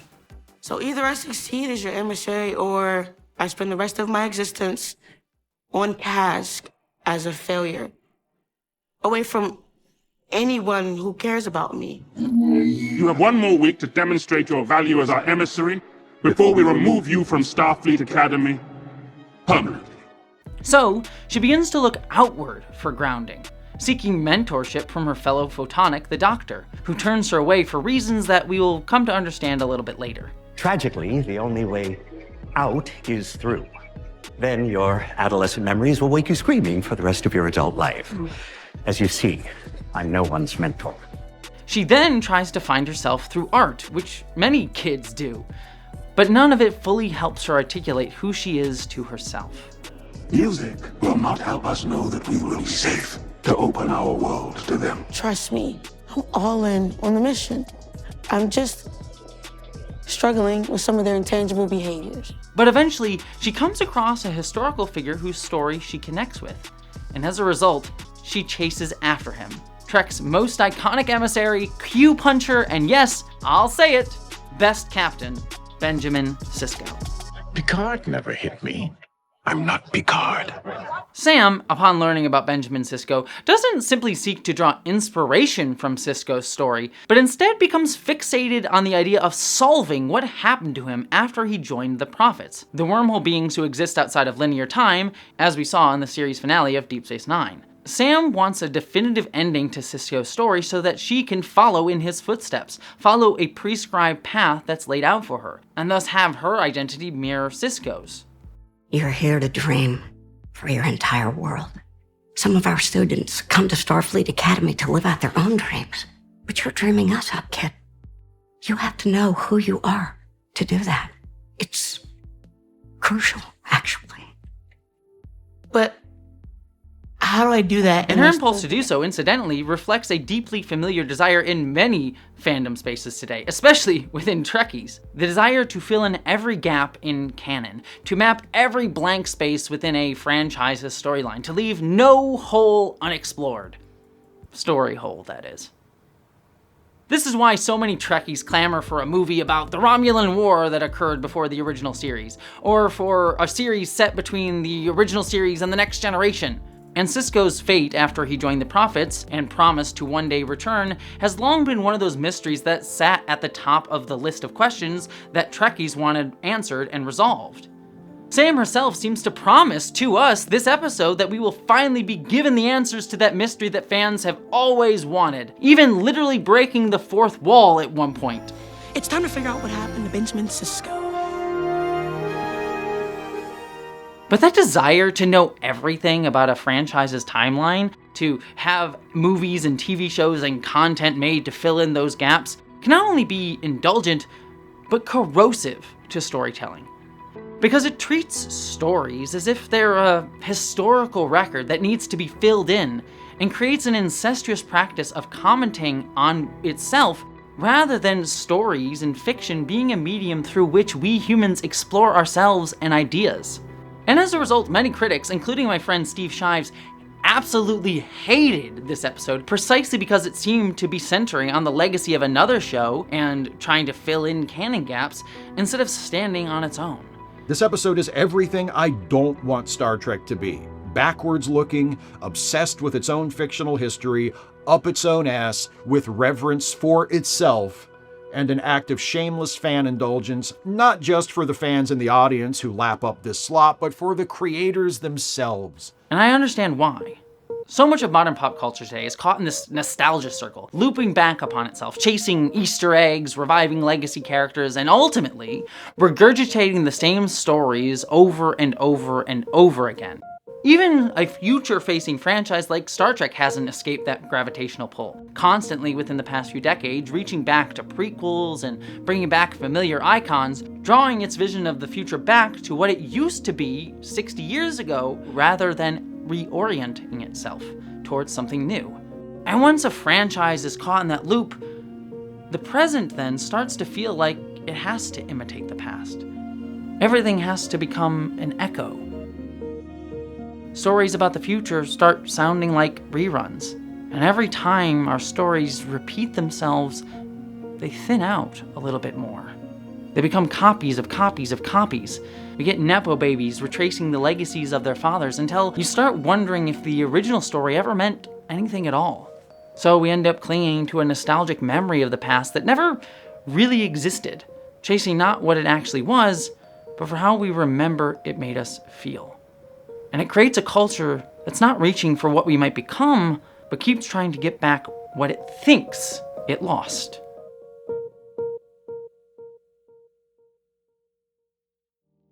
And on the surface, Starfleet Academy looks like it's about to do the exact same thing, simply trying to crib meaning from Star Trek Deep Space Nine in order to evoke a sense of depth, rather than trying to create its own. But personally, I think that analysis is a bit shallow and misses the more complex history that this episode is actually trying to engage with and comment upon. Sam's instructor Isla, who is played by the amazing Tawny Newsome, who also portrayed Beckett Mariner on Lower Decks. I did get mad and set my bed on fire. Wait, what? Is it still burning? Yeah, and I kicked a computer. But you know, that's all out of my system. I'm good, I think. I mean, I don't know. We'll have to wait and see. Points out to Sam that the reason she and us Trekkies found meaning in Captain Sisko's story was not because we solved the mystery of what happened to him, filling in the canon as it were, but because we sat with the questions the story of his life gave us. Solving the mystery isn't why we study him. Can it be why I study him? I've never known another emissary. You don't do well with ambiguity, do you? Mm-mm. Yet Sam, who's untethered from any grounding in identity, keeps searching for answers all the same, hoping that doing so will help her become more than just a hollow projection of someone else's expectations. At the same time, in the real world, for many communities, but especially marginalized and colonized communities like the Black community that Sisko and actors Avery Brooks, Tawny Newsome, and Carice Brooks are a part of, culture is not something so easily inherited. For many in the Black community, it's been repeatedly fractured by centuries of slavery, colonization, and capitalism. Its pieces are often stolen, commodified, and absorbed into the mainstream, cutting people off from any sense of lineage. What's left, then, is a disorientating world that takes advantage of that rupture within their culture to pull us all in its own direction. It's why I've argued against the idea of Joseph Campbell's monomyth, the idea that all mythologies are somehow telling the exact same story throughout history, which flattens and erases the many important distinctions of what those stories actually mean. And it's why so many cultures who have faced colonization and cultural and physical genocide have such a strong pull to gather what remains of the past to find some way to orient themselves through what still persists. And then on top of all of this, Star Trek itself has long been in conversation with Black history within the United States, not just reflecting it, but becoming a space for many Black creators and audiences to help shape it, creating not just representation, but a way for Black futurism in the United States to orient itself. Take how even as Star Trek has often flattened identity into a kind of liberal universal neutrality, Nichelle Nichols, who played Uhura, pushed against that, transforming what was a tokenistic surface-level role on a 1960s TV show that was supposed to show the supposed post-racial future into something that didn't just expand who we imagined belonged visually in the future, but as a vehicle to help make that future actually material reality. As Nichols pushed NASA to create a recruitment program that she starred in to bring in more women, especially black women, into STEM. She gave a speech to NASA because of Lieutenant Uhura and the success of Star Trek. And when she looked out in the audience, she said she didn't see any women, she didn't see any minorities, and so she said, "Where are my people?" And I meant that then, and I mean it now. They said, literally, will you help us? Nichols accepted the challenge, forming the company Women in Motion, and embarking upon a year-long mission to change the face of NASA. Hi, I'm Nichelle Nichols. A legacy which we see with astronauts like Mae Jemison and Sally Ride, as well as with actors like Whoopi Goldberg and Celia Rose Gooding, and which has continued through Star Trek itself, through characters like Guinan, to Burnham, to Mariner, to now Sam. I was running over with gratitude and respect for her, and also just wanting to, just wanting to make her proud. And wanting her to see the impact of what she's done, and wanting her to see that here I am. I'm here because of you. But it was Deep Space Nine and Captain Sisko himself that most directly engaged with blackness within the text of Star Trek itself, rather than regulating it to tokenism or metaphor. Episodes like Far Beyond the Stars, for example, were directly about how black and marginalized artists who dare to imagine better futures for the communities are policed and silenced by state violence enabled by capitalist complicity. It's about my story, isn't it? That's what this is all about. He didn't want to publish my story. And we all know why. Because my hero is a colored man. Hey, this magazine belongs to Mr. Stone. If he doesn't want to publish this month, we don't publish this month. End of story. That doesn't make it right, and you know it. Don't tell me what I know. Besides, it's not about what's right. It's about what is.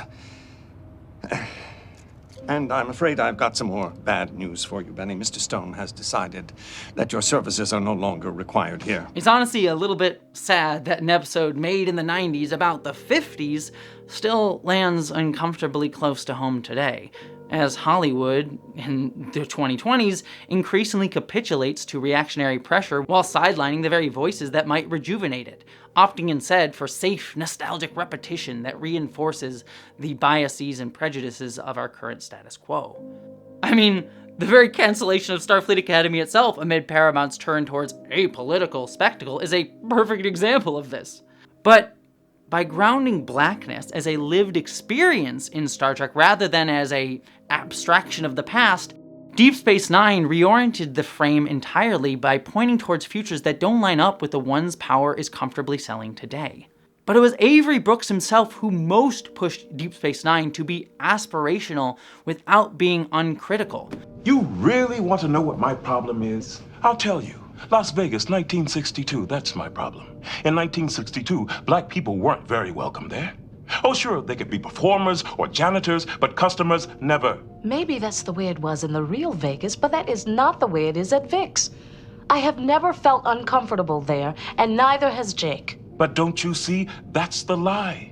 In 1962, the civil rights movement was still in its infancy. It wasn't an easy time for our people, and I'm not going to pretend that it was. Forcing Star Trek to confront how it imagines blackness in the supposed post-racial progressive future of Trek.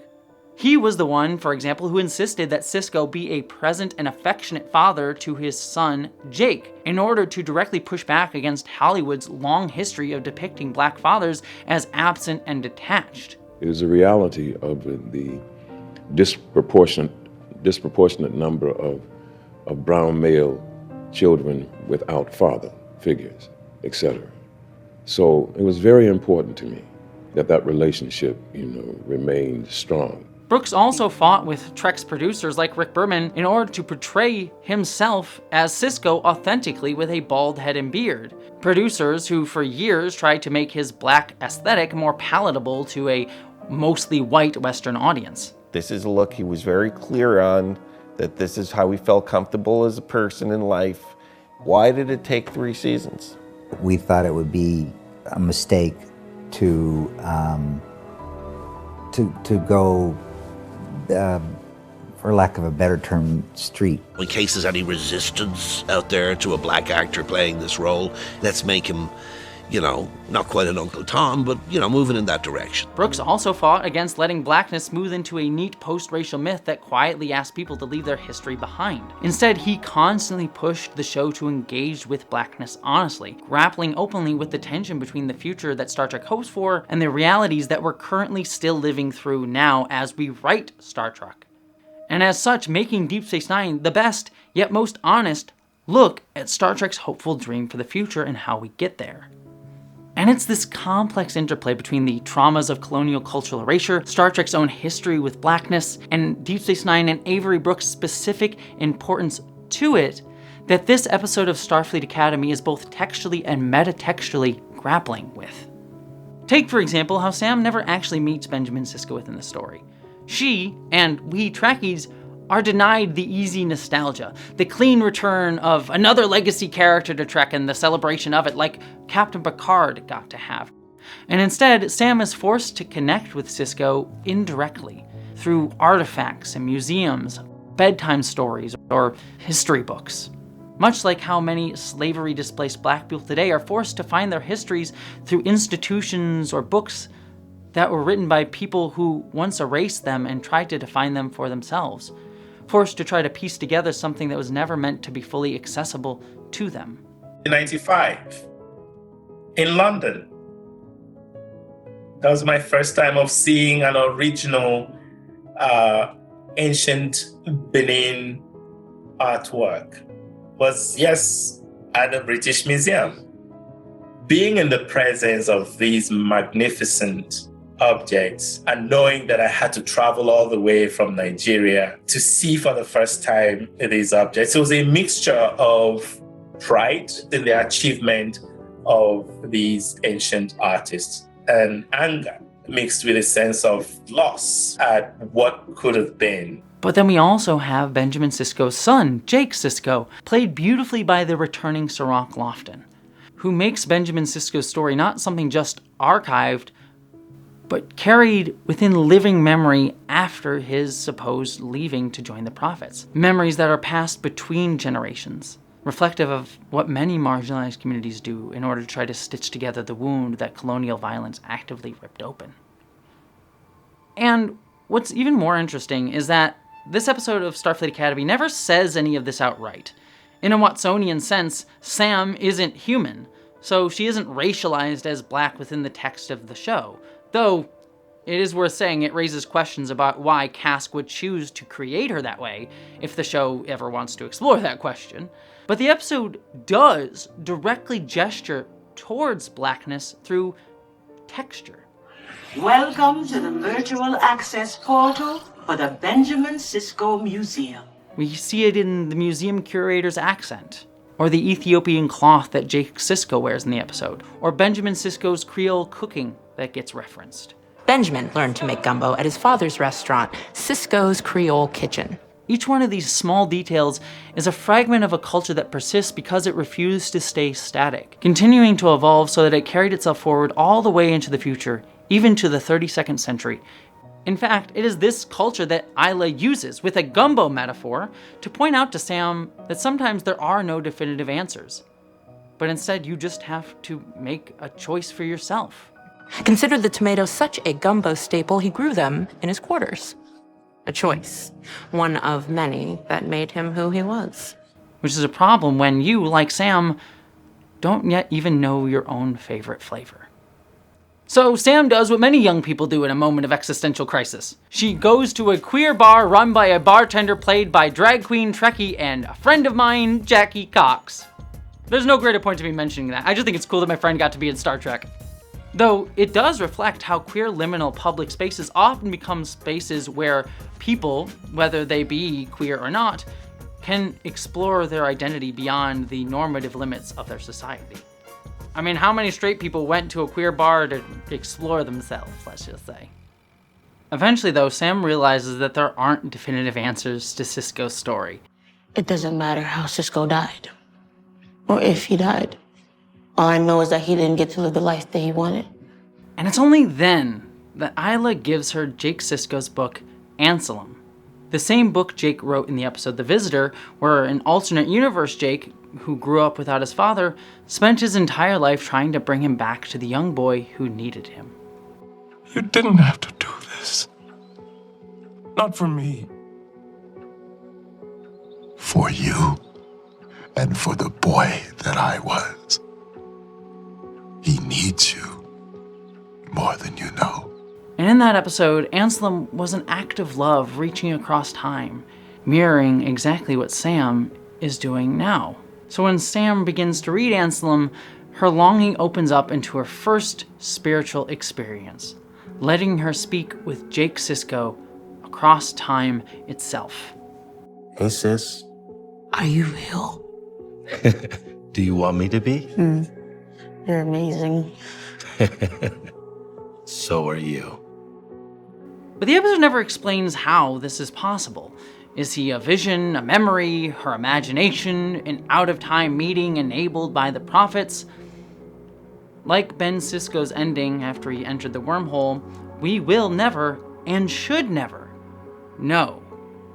Because a definitive answer defeats the entire point. That Sam herself doesn't feel the need to know anymore. Instead, Jake offers something more important to her. The meaning of his father's story as it takes shape through Sam's own interpretation of it. Jake tells her that while his father was created and shaped by the prophets, Benjamin Sisko shaped them too. As much as they taught him, he taught them too. By staying true to himself. He taught them ultimately to understand that time, as Ursula K. Le Guin would say, has two aspects, linear and non-linear at once. That it is not something fixed and laid out like a predetermined destination, a path that we must walk, but something that is living, like a river that keeps flowing onwards. The whole river exists, yes, the beginning and end of it we can map, but you still have to ride its currents to get to the end. And you never know what's going to come next in its rapids.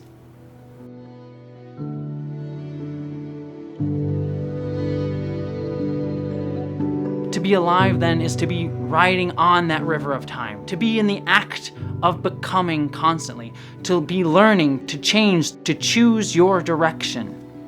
And we can choose not to replace something that's already been written for us, but choose to move down a new path, a new tributary, and create a new future.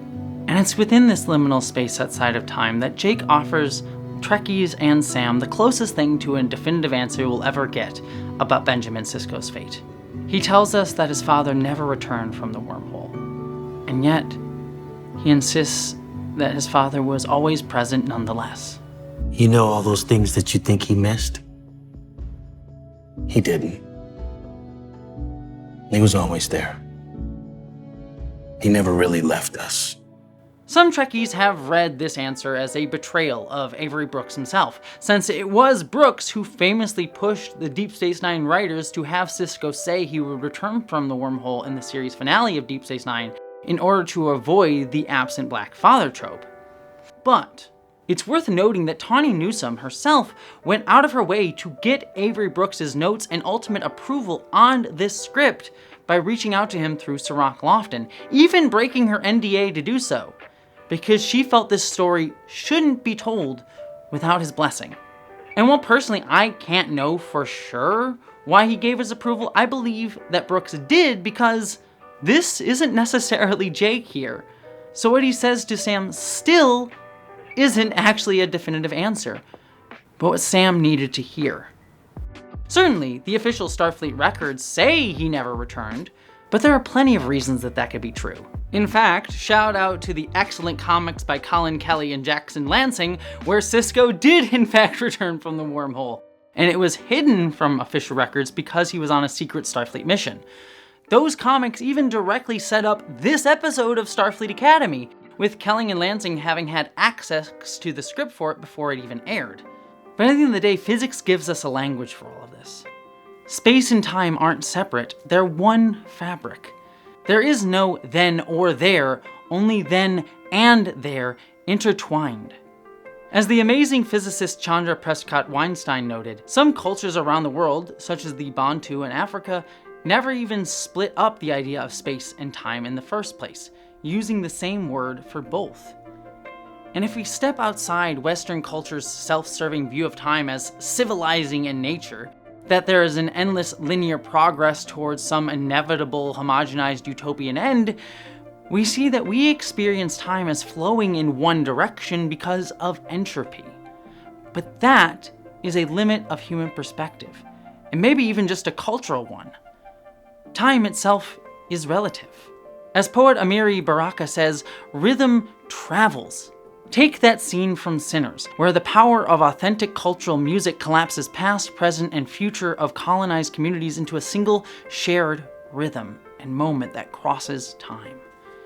Even as the music styles change within a culture, the movement itself that it inspires us to dance with as people ties us all together. We move towards one rhythm, like time's flowing river.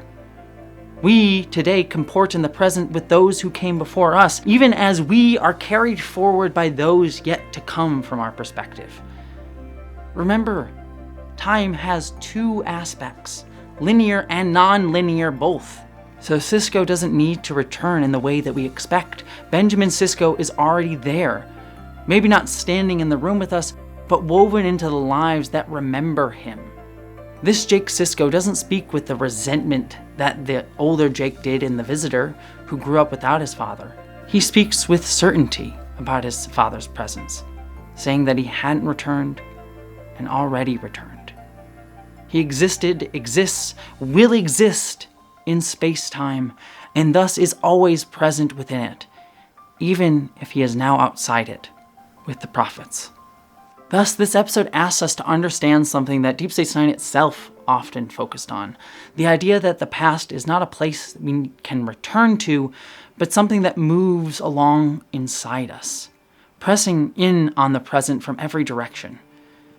In the very first episode of Star Trek Deep Space Nine, Sisko is still living inside the moment of his wife's death, his defining trauma, which the prophets describe as existing outside of linear time.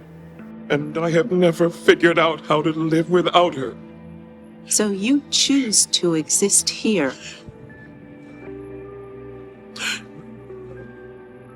It is not linear. No. It's not linear.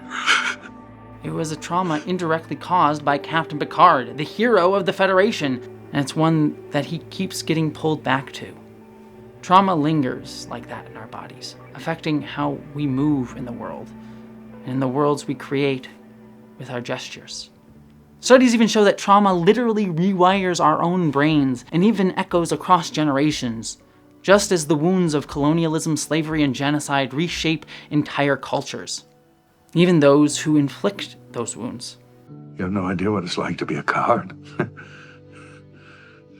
See these horrors and do nothing. You didn't commit those crimes, and you couldn't stop them. You were only one man. Oh, no, don't you see? I have to be punished. We all have to be punished. Why are you doing this? For Cardassia. Cardassia will only survive if it stands in front of Bajor and admits the truth. My trial will force Cardassia to acknowledge its guilt. And we're guilty, all of us. And those wounds don't make us stronger. Instead, if we're lucky, they're allowed to heal and leave deep scars. So the question isn't whether we inherit these scars, but how we live with them. Are we bound by them? Forced to constantly repeat these gestures that we are unable to finish? Or do we acknowledge how those wounds have shaped us without closing us off from potentiality, drawing from those scars as we move in towards something new. We are haunted not just by pain, but by those who came before, and those queer specters don't simply remind us of what we lost, but insist on what could still be made right. They linger not to trap us in the past, but to unsettle the present and push us to orient towards a future that has not yet been realized, and yet always hoped and dreamed for. Thus, Sam realizes that she should not seek to become an echo of Sisko, like how the Nepo babies of Star Trek Picard became echoes of the Next Generation crew, but instead be inspired by Sisko and learn from his story to be herself. So, she stands up to her makers, not by rejecting them and telling them that she's not going to help her society figure out how to reintegrate with organics, but by saying to be able to do that, she needs to choose to seek herself, not as some project to solve, but as a person who is in an intangible process of always becoming. It's going to take time for me to learn all the stuff you want me to know about organics. Their behavior can't be explained or predicted by an algorithm because their purpose is not understanding. It's becoming. I have to do that too, just like Benjamin Sisko did. Despite what some may think, this episode goes beyond referential nostalgia for Deep Space Nine. It uses Star Trek's history and canon not as some static text to uncover or fill in, but as something that can be used to inform new stories. And it's a reflection of marginalized communities whose histories have been fractured, yet are still carried forward, not as a burden that defines them, but as a lineage that helps inform their futures, the futures that they want to build. This is an episode that should be made by long-running franchises when they're not stifled only by capital trying to safely force them to regurgitate stories endlessly in order to capitalize on them safely, and a system that is invested in maintaining the power structures of the present. And it's why, while Starfleet Academy overtly gestures towards the more popular Star Trek shows like Voyager and The Next Generation, I believe its roots lie mostly in Deep Space Nine, a show that was about fascism, colonialism, Western liberalism, capitalism, the violence of state-making, and the people that live inside all of the traumas that those systems cause. Starfleet Academy carries those same themes and ideas forward, but in a new way, through younger cadets learning how to find their footing inside a world shaped by all of it, and still choosing to reach beyond it. And so we ultimately learn that Sam's fourth wall-breaking monologue throughout the entire episode has not been directed at us, the audience, but instead was a prayer to Benjamin Sisko himself all along, sent out into the non-linear fabric of space-time, hoping that he might hear it. Wherever you are, and I hope that this message finds you well. Thank you for sharing your life with this universe. Thank you for creating an amazing son, for loving him into being his best self. Everyone should have a dad like you. And maybe he does. Because if you look closely, his face is there in the clouds. Or maybe we just imagined it. And we see it in the real world too, as Tawny Newsome shared on her social media that Avery Brooks himself called Carice Brooks while they were filming this episode to welcome her into Star Trek, passing the dream of an ever-expanding future to the next dreamer who is living inside the dream. For all we know,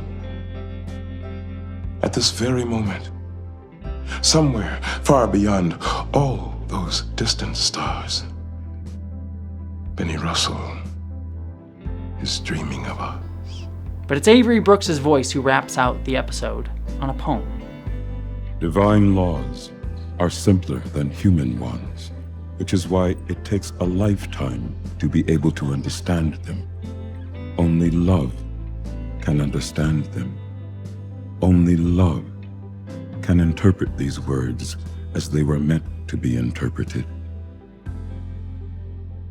To me, to understand the universe in a Star Trek way is to seek out new life and new connections to our history, to others, and to the future, so that we can discover ourselves. That's what's always drawn me to Star Trek.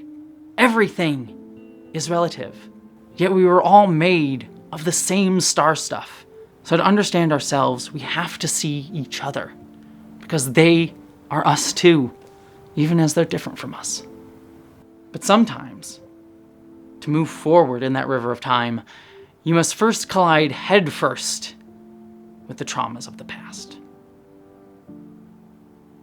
Episode 6 opens with Tareema telepathically connecting with Caleb during sex, tapping into a long Star Trek tradition of linking sex with telepathy, through things like mind meld, empathetic bonds, or even the Borg's hive mind, all as a metaphor for how we connect across difference, choosing to combine, control, violate, or accept it, and you let it change us. I mean, I'm pretty sure the Borg Queen gave Data an orgasm here. Was that good for you? Because in Star Trek, sex and shared consciousness aren't just about desire, but about what it means to let someone fully in.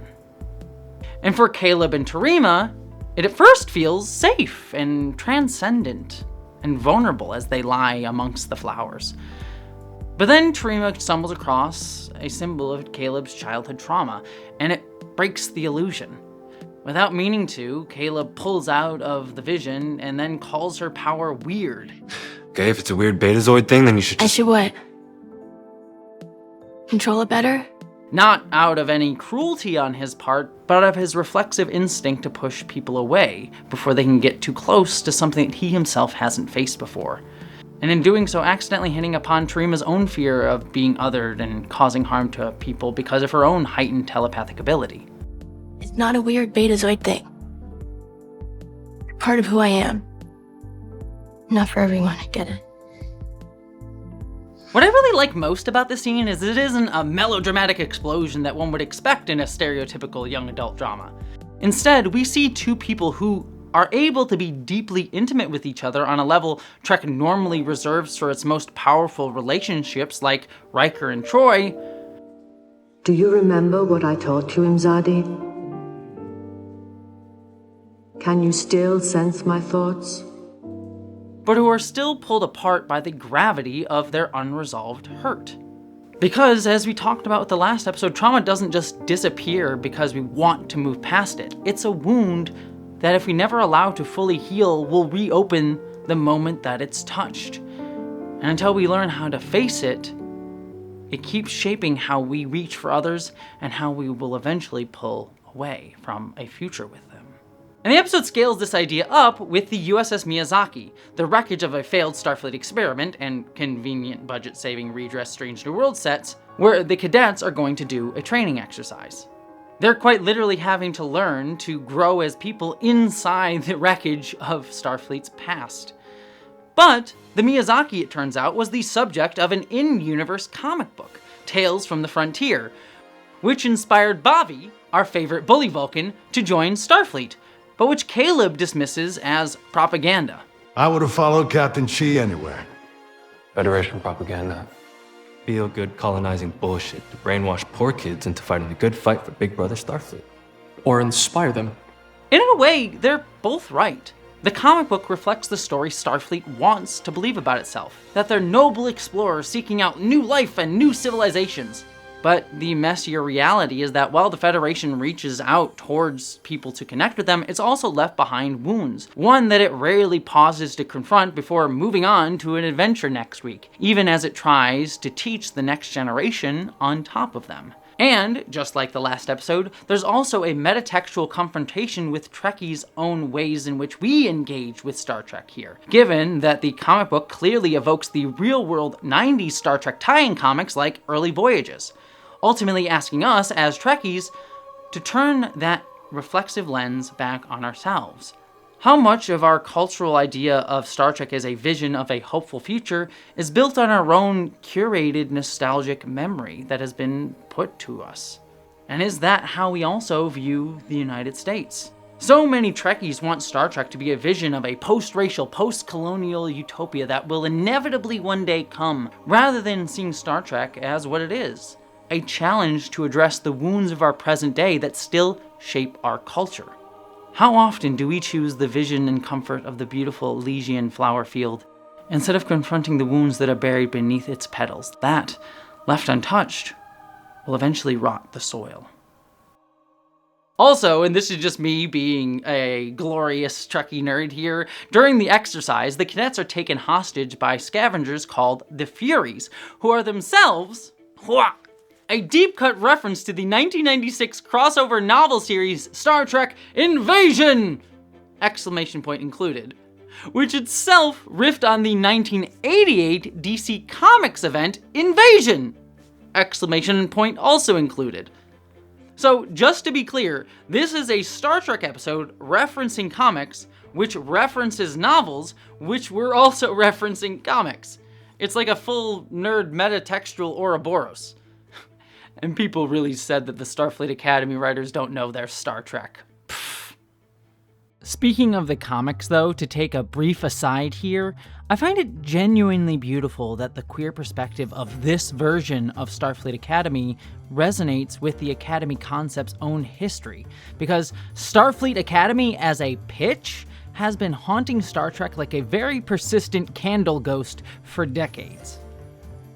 The concept began in earnest after the commercial failure of Star Trek V, The Final Frontier, when Paramount considered moving on from William Shatner, Leonard Nimoy, and the rest of the original cast for its Star Trek movies. What does God need with a starship? Harve Bennett, who had been the producer on every Star Trek movie since Star Trek II, pitched the idea of Star Trek The Academy Years, which was meant to be a smaller budget film about how Kirk and Spock met at Starfleet Academy.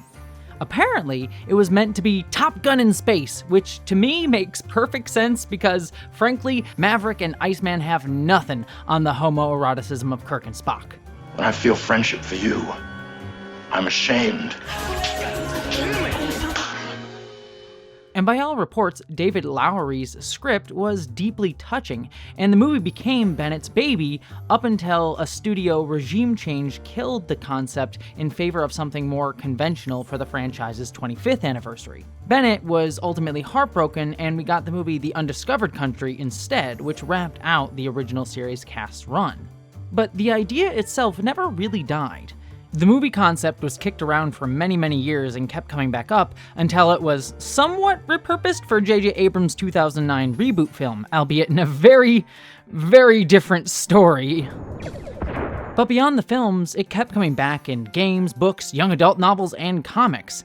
There was a really good computer game which featured the original TOS actors in FMV. Captain Kirk, would you be offended if you were no longer the only cadet to beat the no-win scenario? Well, you still have to find the right solution. As well as a Klingon spin-off where Christopher Plummer returned as General Chang with such operatic menace that even Gowron's eyes would have asked him to dial it back a little bit. Is your loyalty beyond reproach? Every warrior's life is the Empire's, but every warrior's soul is his own.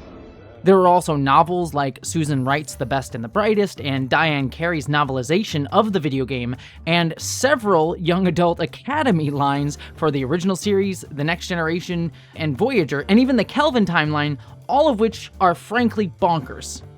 If you ever wanted to read about how a teenage Geordie LaForge played Capture the Flag, then these books have you covered. Hell, even William Shatner himself, after completing his own hilariously self-aggrandizing Shatnerverse novels where he literally makes Captain Kirk the father of Space Jesus, tried to start his own Starfleet Academy line of books that sadly was canceled after only the first book was released because Star Trek 2009 had begun production and they didn't want it to overlap with that movie's concepts. But most notably, there are the comics. IDW did a run that focused on the Kelvin timeline characters in Academy, as well as a segment of the Boldly Go comic set after Star Trek Beyond that featured Jayla from that movie in the Academy as well. That is acceptance into Starfleet Academy, if you want it. They have a lot of rules. Don't listen to them all. Will I have to wear that uniform? Afraid so. And even more recently made a Picard's Academy series, which was, shockingly enough, about Picard at the Academy. Sadly, it didn't feature Q being his homoerotic roommate, but we can all dream.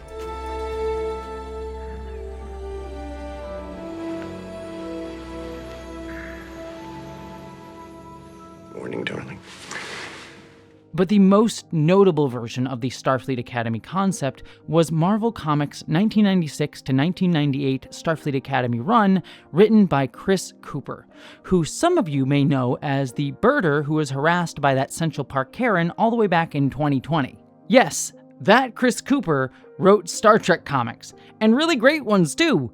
The series mainly followed Nog from Deep Space Nine attending the Academy and dealing with anti-Ferengi prejudice from his classmates. It's also got secret undercover Romulan cadets and the horrors of Parents' Day. It's a really great and ridiculous series. But Cooper, who is one of Marvel's first openly gay editors, also tried to make the series' main character, Cadet Decker, a descendant of the original series Captain Decker, gay. But he wasn't allowed to, a decision I am going to place squarely at the feet of the asshole Star Trek executive producer Rick Berman, who continually denied queer representation in Star Trek around this time for fear of it being, quote, too controversial. Truly, what an empty suit of a man who would have made a perfect villain in the original series. I was opposed to this from the very beginning. But despite this, Cooper did, in a single issue of the comic, manage to introduce Yoshi Mishima, the first openly gay character in Star Trek history, in a story about homophobic prejudice within Starfleet that earned Cooper a GLAAD Award in 1999. For me, because I'm gay myself, there was not a lot of gay representation in comics. I introduced, I think, the first human gay character in Star Trek.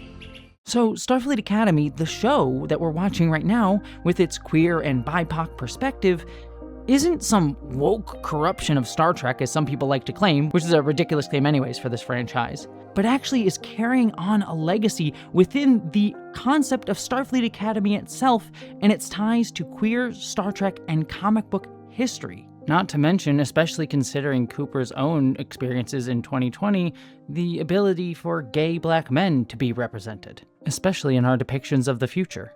A history that Come Let's Away, intentionally or not, is evoking. Which brings us back to Come Let's Away. In order to save the Adepts, Ake and Admiral call in Paul Giamatti's Braca again to negotiate with the Furies. And he's still chewing all that scenery, but now he's savoring it a little bit as he bounces off of Holly Hunter's amazing intensity. You never talk to me, do you now? Always talking at me, always talking through me. That first day you sent me off to prison, you're so high and mighty. Why don't we just see if we can't start over by having a conversation? Because Braca now knows that he has leverage, and he goes straight for Ake's deepest wound, her son, who we learn died because Ake chose to save her crew over her own son's distress call when the burn happened. Alas, another child you should have saved a long time ago, but once again, you chose some strange duty instead. This choice that Ake had to make is the kind of no-win scenario that Star Trek usually loves to valorize. But for Ake, it wasn't noble. It still hurts. And it's why she refuses to make that same choice again with Caleb, to choose the needs of the many over the needs of the few. Which is exactly what Braca is counting on. This whole situation was engineered by him so that he could steal the Omega particle from the Federation. And in his victory, he makes it clear that it was Starfleet who taught him to do this. Fortunately, all that hate opened doors in my mind, and now I know what I'm truly capable of. I know! You sent your kid to his death to save many. But this is kind of the opposite, right? You got your kid back and everyone else died. How's that for a trauma loop? You have no idea what a difference you've made in my life. Nala, I want to thank you. Because you're the best teacher I ever had. The wound that the Federation gave him, he let fester instead of heal, until it ruptured into anger, and that anger, like Ake's grief, didn't stay contained, but rippled forward, shaping the next generation, as we'll come to see. Because meanwhile, over on the Miyazaki, Jaden's adorable twink war college boyfriend and Sam get injured while fighting the Furies, after Sam herself feeds the computer the Miyazaki crew's tragic ending from the Tales of the Frontier comic, forcing it to stop clinging to the past so it will accept their codes. But it's ultimately Caleb and Torima's telepathic bond that saves all of the cadets. Torima reveals that she's basically Jean Grey and has been the whole time, but has been holding back using her powers ever since she accidentally hurt her father as a child using them. But through her telepathic bond with Caleb, she is able to save her friends, but at the cost of exposing her true self that she always wanted to hide to Caleb, and herself falling into a coma. In the end, it's not denying your wounds or clinging to a sanitized version of yourself like Torima, Caleb, or even the Miyazaki's computer has been that saved the cadets. All of that only isolates you. It's facing them, even exposing them, that gives you a chance to save yourself. But it's a lesson that's learned just a little bit too late for our favorite bully Vulcan, Bavi. Because despite Ake's best intentions and Starfleet's ideals, the psychic wounds no one wanted to treat reopened. And this time, they left a cadet dead. All of this makes the parallel that Starfleet Academy wants us to see hard to ignore. The United States itself still clings to a sanitized version of itself, treating things like slavery and systemic racism or sexism and misogyny as past problems instead of very present realities. It says all we need to do is defeat something like fascism and restore liberal common sense and decency to write our course to that Star Trek future, and all of those things will be gone. But like the Miyazaki, you can't teach the next generation inside the wreckage of the past without acknowledging what broke it in the first place.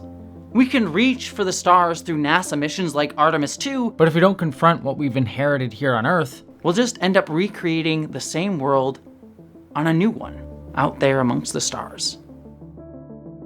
If we actually want a better future, we have to face the past first and heal its wounds by directly acknowledging them, acknowledging accountability for them, and growing from them.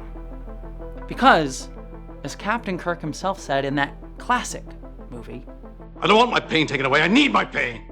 Sadly though, the next episode of Starfleet Academy, Cosine, stumbles slightly while following up on this idea.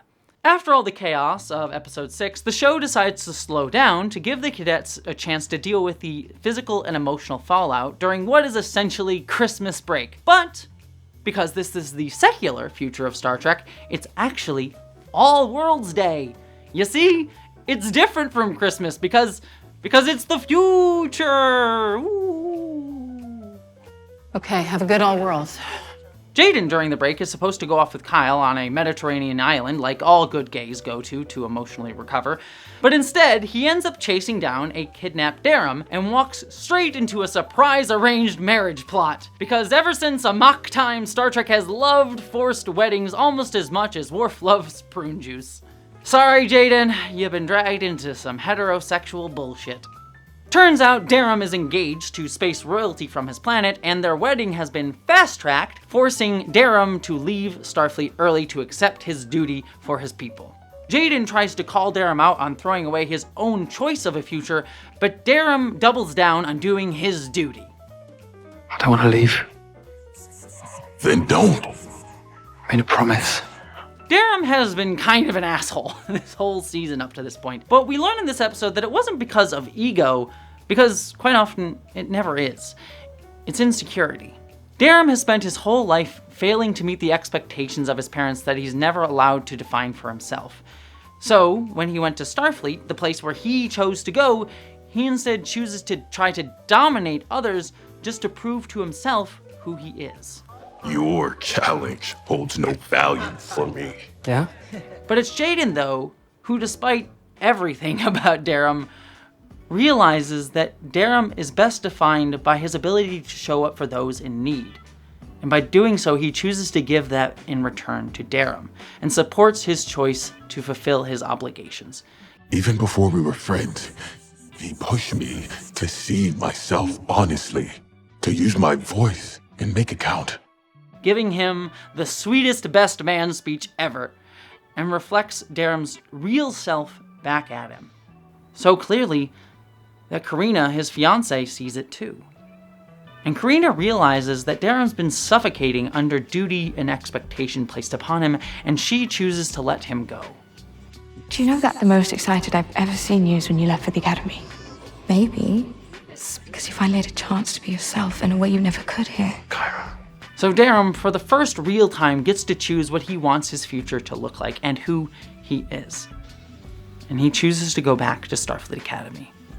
And he does so closer than ever to Jaden, who himself reunites with his extremely sunburnt boyfriend. And as a queer who is so white I burn just by thinking about sunlight, I have never felt more represented in Star Trek. That's horrific sunburn. Yeah, I thought I'd be good, but... So, you know what the sun is, but you choose to throw hands with a literal ball of fire. Now your face hurts. Meanwhile, though, Caleb and Genesis stay behind at the now empty Starfleet Academy in order to avoid both the outside world and the pain that they haven't wanted to confront.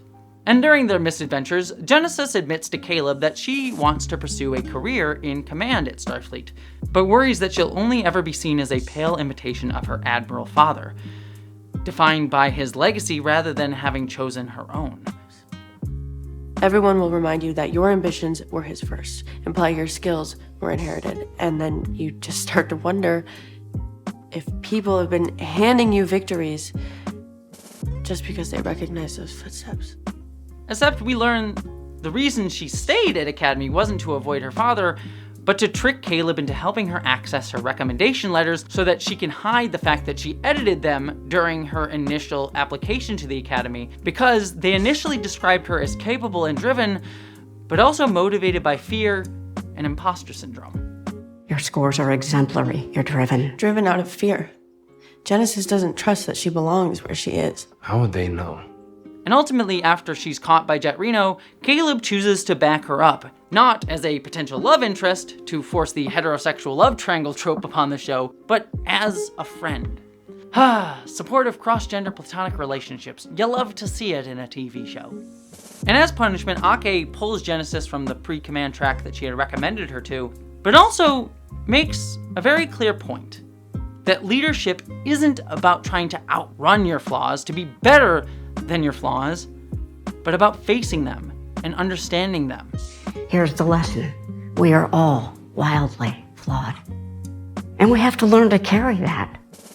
To be a true leader is to understand where you are weakest, where you need to grow, and trying to shore them up, and also surrounding yourself with people who can help you move past those limits. Once again, it's the show saying stop running from your wounds, or else they'll keep running you. And I should say all of this is great, and I think this episode has some good ideas in it, but to me, structurally, it feels kind of awkward. Many of these character beats from this episode for Darum and Genesis could have happened anywhere mid-season in the show, and I actually think probably would have worked a little bit later in the show, since the 1 month time skip that happens in this episode skips over the fallout from the Miyazaki that, despite taking place later in the season, the very next episode of the show handles with way more immediacy, making Cosine, to me at least, feel like a momentum-killing detour rather than a breather. Also, none of this is helped by the fact that the episode itself feels kind of oddly tenseless. Caleb and Genesis' scenes are sweet together, but they mostly just kind of sit there until her twist drops and then is immediately resolved in the very next scene, while Darum returning to the Academy feels inevitable from the very start of the episode, and none of it feels all that dramatically interesting.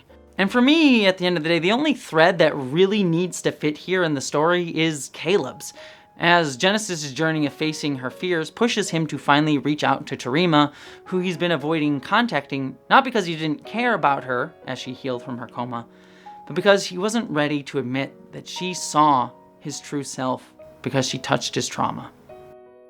It happened because I guess I wanted you to see me.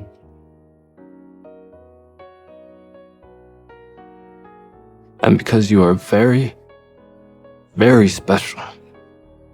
But finally, at this point, he's ready to face both his wounds for the first time and those who saw it. But his hesitancy in doing so has already hurt the person he cares most about.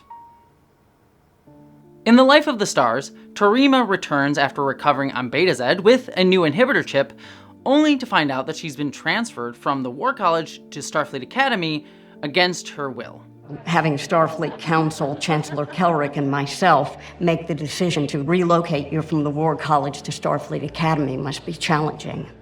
Earlier in the season, she had told Caleb that she chose to join the War College specifically because it wouldn't let her define herself. She wanted structure, not freedom of choice. I chose it so I can finally learn the discipline of being in control of myself. Okay, this place, it's who I am. I mean, it's who I have to be. And after the Miyazaki, we understand why. She's scared of her own abilities and what they might do if she loses control. Now, she believes that everyone at Starfleet sees her as a dangerous freak, when all she wants to do is return to normal. Honestly, you're the first person here who's not looking at me like I'm a total freak. The only person who treats her normally is Sam, who actually seems to understand what she's going through. Yeah, it's confusing. Something happened, something big, and it's with you all the time, but you just have to keep living. And you still find reasons to laugh, which is absurd. The irony is that Terima doesn't realize that's because Sam is also hiding her own pain from the Miyazaki, and is trying to act like everything is fine, even as it's becoming impossible to ignore. Just like Terima is. But what Terima doesn't truly get is that there is no returning to normal because everyone is carrying the traumas from the events on the Miyazaki, whether they admit it or not. So, Ake, recognizing this, brings in my beautiful queen, Sylvia Tilly from Star Trek Discovery, to help the cadets actually deal with it. And this is yet another great full circle moment for this modern era of Star Trek, because we first met Tilly back in the 3rd episode of Star Trek Discovery as this anxious, very neurodivergently coded cadet who could barely get through a sentence, who was stuck rooming with future captain and occasional war criminal Michael Burnham.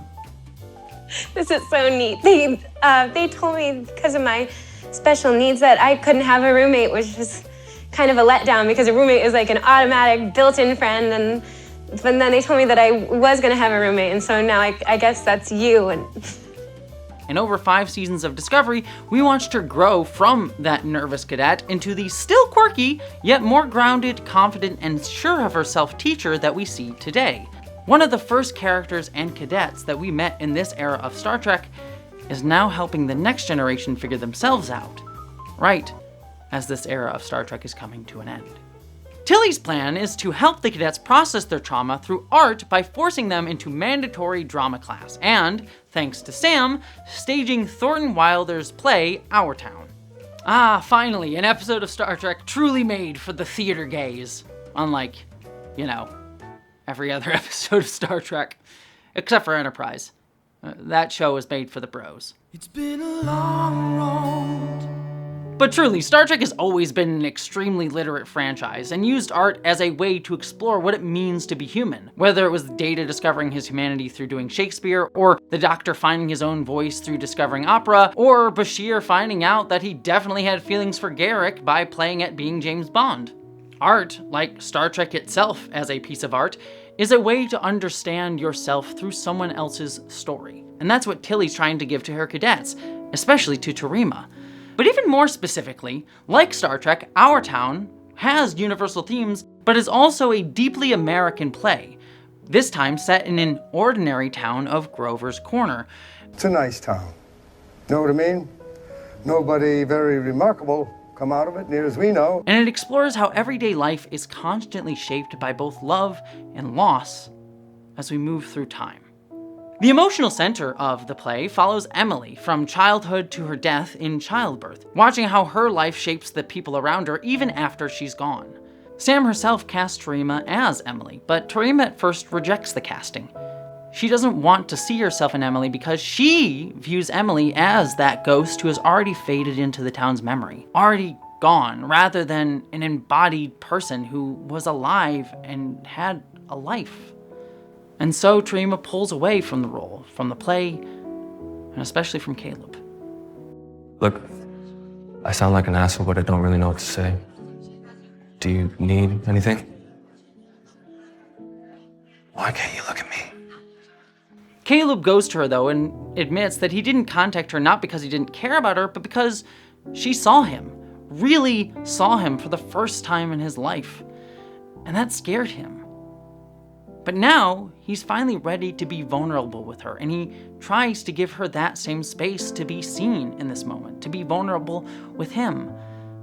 But Tareema can't meet him there right now.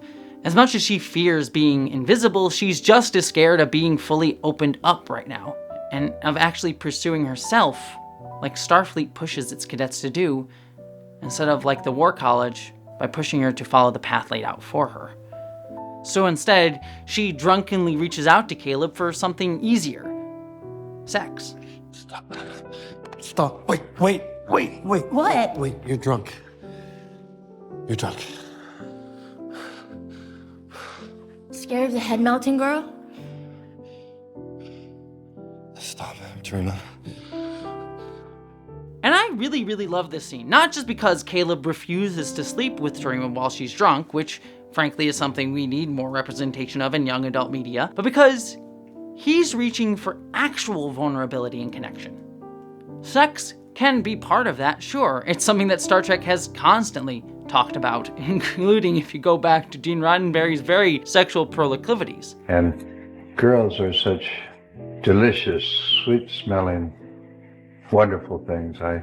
I can still remember when they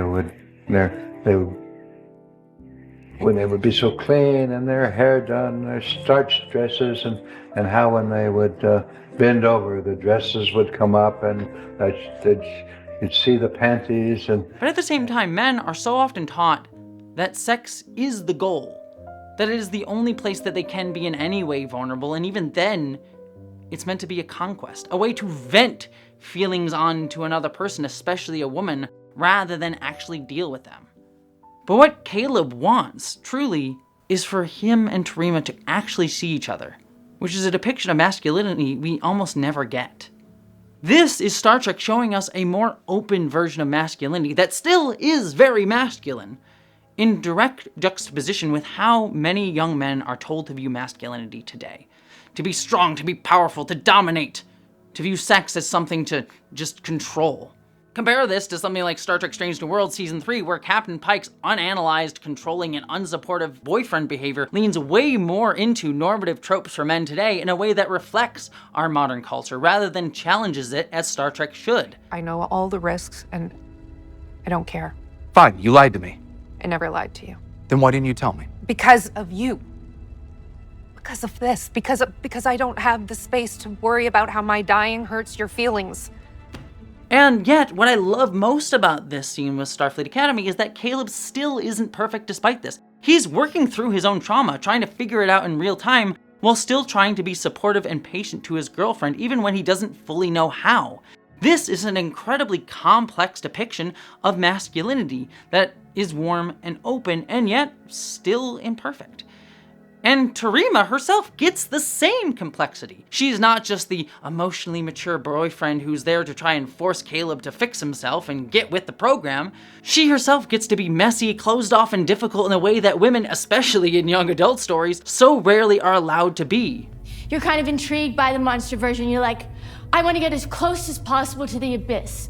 Touch it. Know I touched it, and then run away, because the abyss is real. And a monster actually isn't really your vibe. This isn't you.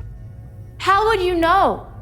Neither Caleb or Tareema are the Roddenberry-style next-generation Ubermensch new humans who have perfected themselves and moved beyond all flaws for humanity. They're still hurt people who, despite everything, are still reaching for each other, striving to be more than they are, and in the process asking us to try to do the same too. Tilly, though, eventually calls out Tareema and says that she's not a ghost. You don't know anything about me. I know you really don't want to be the ghost girl. You think I'm afraid of playing a ghost in some stupid play? I'm already the ghost girl. But the difference between you and Emily is you're not a ghost. You get to come back. She's misinterpreted Emily, and she's misinterpreted herself. Like Emily in the story of our town, Tareema's still here, present as part of her own town, her own community, at Starfleet Academy. The only thing making her feel invisible is the way she's pulling back, assuming everyone sees her as a freak because she's different and traumatized because of it, instead of someone who they care about and want to reach for because she is herself, fully herself, and because they all went through this trauma together. And you weren't even there. You can't know. Yeah, but we were too. I'm exhausted from playing this game of being okay when I'm not. We're not. The walls of this place don't even look the same anymore. The Academy is their own Grover's Corner, and they realize that the way forward isn't alone, it's together as a community. So when the cadets finally start performing the play that evening, Tarima finally steps into the role, not watching from the outside, but actually as part of our town. There are the stars doing their old crisscross in the skies. You know, scholars haven't settled the matter yet, but they seem to think that there are no living beings up there. Just chalk and fire. Only this one is straining away. Straining away all the time. Trying to make something of itself. In fact, every 16 hours, the strain gets to be so great that everyone just lies down and takes a rest. 11 o'clock in Grover's Corners. Everyone's resting in Grover's Corners. Tomorrow is going to be another day. You get a good night's rest, too. Good night. But throughout all of this episode, the cadets are also dealing with the possibility of losing one of their best friends, Sam. She's been glitching badly ever since the Miyazaki and has been hiding it, and so she has to be taken back to Cask when she can no longer ignore it. As we can see, the Miyazaki isn't just something that happened to them, it's still happening. It still exists here. The traumas of the past keep ricocheting into the present. And for Sam, it might end up being fatal. But on their way to Cask, the Doctor keeps shutting Sam out when she tries to reach to him for connection, and ultimately the Doctor explains to Ake why. The Doctor sees himself like the stage manager in our town, who is a metatextual character who exists outside the story, outside of time itself. He's watching, guiding, explaining the story, but he's never really a part of our town, at least as the Doctor sees it. I don't fully understand it yet, but the character of the stage manager interests me. He exists outside of time. Outside the story. As he passes by, like us. And like the stage manager, the Doctor doesn't age. He endures. Everyone else moves on, and the Doctor's left behind. And so the Doctor has learned over the centuries to pull away, because caring means feeling the hurt of losing people again. The Doctor even ties all of this into how our town is typically staged with black and white lighting until memory gives a scene color, gives it meaning, emotion, texture, and life. That's how the Doctor sees himself, stuck in that flat, contextless space, watching life, not living it, not giving it color, emotion, and texture. The author specifically instructed, have light, no scenery or props, just muted minimalism, an absence of color, until a character has a chance to truly look back. A moment, as it happens, is just a moment, but when it becomes a memory, blistering with context, emotion, nostalgia, regret, that's when color suddenly erupts on stage. So, when they finally reach Cask, a world which we see is literally rendered in black and white, he still refuses to connect. He won't even take Sam's hand when she asks for his comfort, as she may go to her death. Doctor, will you hold my hand?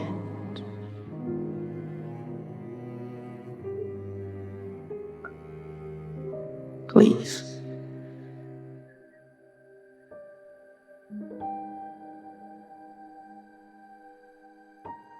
If I'm being honest, I think this is one of the most painful scenes I've ever seen in a Star Trek episode because of how truly human it is, despite not a single human being in the scene. I see myself in it, as many of us who have suffered trauma see ourselves in it. We isolate ourselves because we're scared to be hurt again, but hurt we are nonetheless. Because Sam's makers ultimately can't save her. Sam is going to die. And it's this moment that finally forces the Doctor to admit why he's been pulling away from Sam. And it goes all the way back to the Voyager episode, Real Life, where he created a perfect holographic family to live a perfect, ideal life, the life that all of us are supposed to live, the pre-programmed path for each one of us. Only for B'Elanna Torres to make them more realistic by adding in unprogrammed, quote-unquote, flaws, which ultimately leads to the death of the Doctor's daughter, the child he truly loved. If you stay with me, I won't be afraid. I'll stay right here. I promise. Writer Jerry Taylor described that moment as the Doctor's first real experience of being a person. A traumatic instant when his world gained color. A moment that became a memory filled with emotion and life, even as it was filled with death. One that made him afraid to ever feel that kind of loss again. Especially when Sam, as he said, reminded him of his daughter the second he met her. From the moment you first walked up to me at the Opera Club booth, with the sweetest, most hopeful smile, I saw my daughter. And the way she used to smile. It's a wound he carried for 800 years, and yet, as he says, it still feels like yesterday. It was 800 years ago. If you stay with me. It was yesterday. I'll stay right here. Because wounds, as the prophets told the Cisco, pull us through time, keeping us from moving forward. And the only way to move forward is to try to heal them. I simply couldn't risk it. Feeling that lost again. And as a visual echo of our town bursts forth on screen, giving the Doctor's memory color and life, the episode shows us that the Doctor misunderstood our town. Because the stage manager isn't outside the story. He steps into it multiple times. He becomes part of the town. He becomes a shop owner, a minister. He may be timeless, yet he is just as much a part of the town as any other resident throughout time. Even as Emily steps out of time to join her own prophets, as it were, the stage manager is there with Emily, just like the Doctor is now with Sam. Because the truth is, the Doctor is not like the Bajoran prophets outside of time. He's in it right now. And what Sam actually needed wasn't distance, but context. She's only months old, and yet she's now carrying trauma that she doesn't have any ability to understand, no history or memory in order to ground it with. Even when the Doctor was born, he had years of implanted experience and memories from his creator, Dr. Zimmerman, to contextualize his numerous struggles. Sam had nothing. That's why she kept reaching out towards Trek's legacy characters like the Doctor or Cisco, characters who had so much history to them, trying to build herself from whatever she could find. So the Doctor chooses to raise a new version of Sam as his daughter, someone who keeps the memories from her time at Starfleet Academy, but gets to grow up with new ones, to build a self, to add color and texture to her life. And the Doctor chooses, like Terima, to step back into the world and feel again. This scene, I think, gives Picardo some of his best material in all of Star Trek, which is saying a lot because he was already the best part of Star Trek Voyager. Also, I really love Holly Hunter's performance in this scene because even though the show never says it out loud, you can see that she relates to the Doctor's grief for his daughter, as Ake herself is carrying a very similar trauma from her own son's death. And like the Doctor, it has unstuck her in time as well, leaving her still reliving it and still making choices based on it, especially in how she's been treating Caleb all season, something that she brings up explicitly to Caleb's own mother in the finale. The monster that took my son's time. Because there was no time. I had no time to sing. I'll never be free of it. That's the grave I cannot escape. Frankly, I love that the show trusts us enough to make that connection for ourselves just through Hunter's acting and by its final visual of the episode, where we see Ake, like Emily in our town, living outside of time, rather than making any of this explicit through dialogue. If I have one critique of this scene or even this episode, it's that this specific moment leans a little too heavily on the episode real life as the only trauma the Doctor cites. It makes sense for him to cite it because it's his first and clearest parallel to Sam, but we know this is someone who's lived for 800 years. We know he's lost more. He lost his adoptive son in the episode A Blink of an Eye. He was my son. But you're a hologram. It's a long story. He's dead by now. But perhaps you could discover what happened to him. He lost Catherine Janeway, 7 of 9, the kids from Star Trek Prodigy that even Sam name-dropped earlier this season. So the children of the Polar Star, Ted Dow and Mert and Captain Gwendolyn. He's experienced centuries of connection and centuries of loss.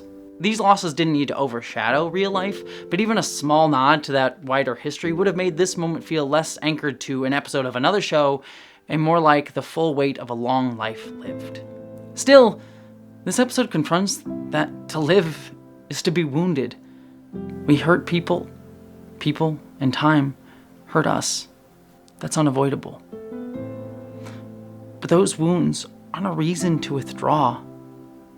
They're a reason to keep reaching out, to keep trying to find community, to keep trying to find love, to let our wounds become like trans men's top surgery scars, not something that are hidden or pretend didn't happen, and not something to be stripped of the context of the pain of a society and a medical system caused you in getting them, but still as something loved as part of yourself, a reminder of the journey of becoming that you were on and are still on.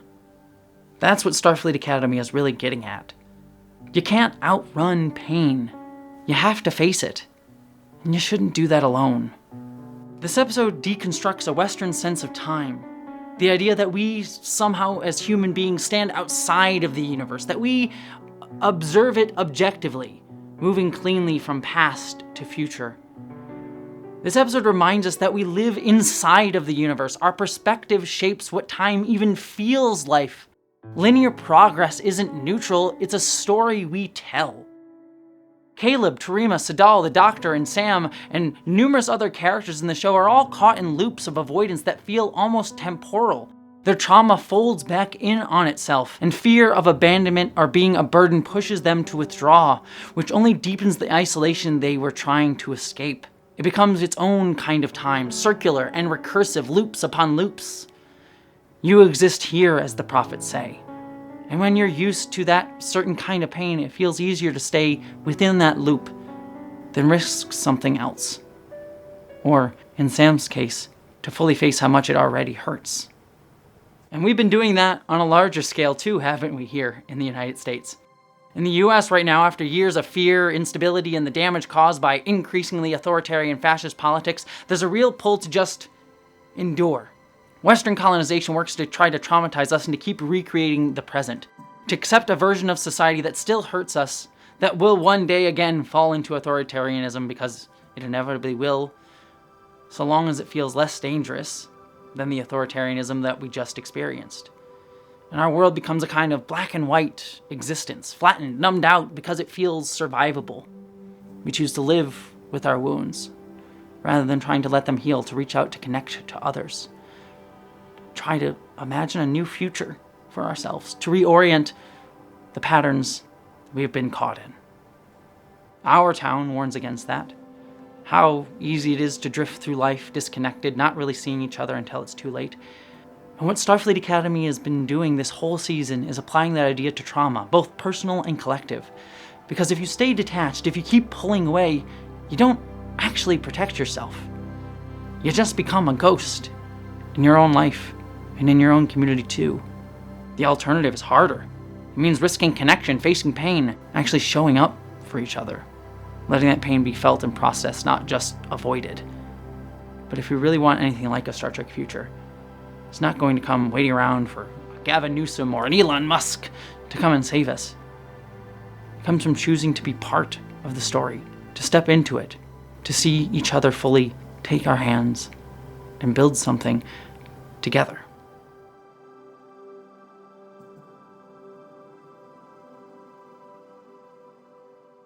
Which brings us to the two-part season finale of Starfleet Academy Season 1, kicking off with the episode 300th Night, which was directed by Riker himself, Jonathan Frakes, in what sadly might end up being his final Star Trek credit ever, after a ridiculously long run of acting or directing in every Star Trek series since The Next Generation. Those guys had a long road getting from there to here. Minus Prodigy, Short Treks, and Star Trek Scout, if we're being pedantic. And I am a Trekkie, so yes, I will be pedantic. He was in very short Treks, though. Can't forget that as much as I want to. Our warp drive ruined! Oh, guess it wasn't quite ready.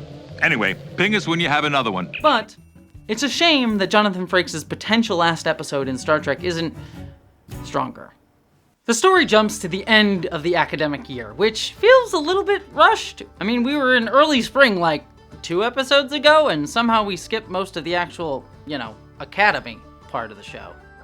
Still, during the celebrations, Jaden invites everyone to a Klingon ritual to make them part of his chosen family. But Caleb refuses the final step of the ritual, drinking the Klingon soup. Drink mine for me. Dude, you already committed to be here at the ritual. Follow through, man. Drink your man's friendship soup. It's not about the soup. As Tarima calls him out on, Caleb's actually running from commitment. Always running. You. He spent his whole life surviving alone, and now that he actually has people, it terrifies him. You can't be abandoned if you're the one that chooses to leave first, after all. And, very conveniently, the plot offers him an escape pod as Sam helps him finally unlock the messages from his mother, Anisha. In an incredibly frustrating turn of events, the episode twists itself into knots? The episode twists itself into knots to justify Caleb not just telling Ake about his mother, because he overhears her dealing with the fallout of Noose Brock and the Venari Rawl getting the Omega particle and decides, well, I'd better not bother her now. Which is kind of ridiculous. You have to tell the Chancellor. I can't. Command has called the entire fleet back into Federation space. No one gets in or out. Once I tell Nala, she'll be forced to report it, and I won't put her in that position. Hey, Caleb, your fugitive mom, who literally worked with Braca, don't you think she might have intel on Braca that might help Ake? Just a thought. But this is all justified so Caleb and Sam can steal a shuttle to chase after Anish, eventually dragging Darum and Genesis along when they get caught up in it. They eventually land on the obligatory seedy mercantile planet that every modern Trek show apparently needs, and reunite with Tatiana Maslany, who's thrilled to see her son despite him conveniently forgetting to mention that he joined the same institution that tore the two of them apart. Found this place. I kinda take some strays. Food, place to sleep. And Caleb eventually chooses to have a life on the run with her over the one that he's built with his friends. You're going with her. That wasn't a part of the plan. I never told you the plan. And when his friends try to convince him to stay, he does what he did with Tarima. Push them away by saying the rejection he expects to hear before they can say it to him. You are inherently selfish and insecure. No one's gonna follow you into battle because you don't give a shit about anyone else except for yourself. It's written all over you. It's a familiar trope that I've seen many times before, but the character work in this episode sells it really well, especially with Sam, who, in the sweetest moment of the episode, just hugs him before he can even try to hurt her. But Caleb, as he tries to leave, finds out that his friends have been captured by the Venari Rawl forces and are about to be executed. And so, for the first time, he stops running away and instead chooses to run towards something. Because for all his protests, they really truly have become his family. And so he saves their life and is eventually rescued by Ake aboard the Athena, just as Braca escalates things even further because, you know, this is a season finale after all, and seals off the entire Federation with Omega particle mines so he can rule what's left of the galaxy, and leaves Ake face to face with Anisha, the woman she imprisoned, separated from her son, and cut off from the rest of the Federation. No, can't be here. No, we can't be here. I don't know what she told you, but we have to leave. Miss Beard. No, how can we leave? We have to leave. Just to say it, 300th Night isn't bad per se. It hits some solid character beats, even if most of it feels like a perfunctory setup we've been expecting since the premiere, and the fact that the plot isn't doing anything we haven't seen 100 times before. But I have a few major issues. I mean, we're mining the entire Federation now? Star Trek writers, and I mean all Star Trek writers, not just modern Star Trek writers, because I remember how fast Kirk got to the center of the galaxy in Star Trek V. Please, for the love of God, remember, space is big. Like, really fucking big. Mining just the Bajoran wormhole in Deep Space Nine turned out to be a logistical nightmare. The edge of our own solar system is 9.3 trillion miles away. Mining just our solar system would be an absurd idea, but mining an entire interstellar state? You realize the Mass Effect galaxy map was not to scale, right? But really, my problem isn't with how silly this mining the entire Federation with Omega particles is, science-wise. It's not the first Trek episode with bad science, and it almost certainly won't be the last. I can forgive that if the story it gives me is good. Honestly, sometimes the bad science is part of the fun of Star Trek. I mean, a virus can't grow this big, but damn if I didn't enjoy Janeway and a tank top blasting the motherfuckers.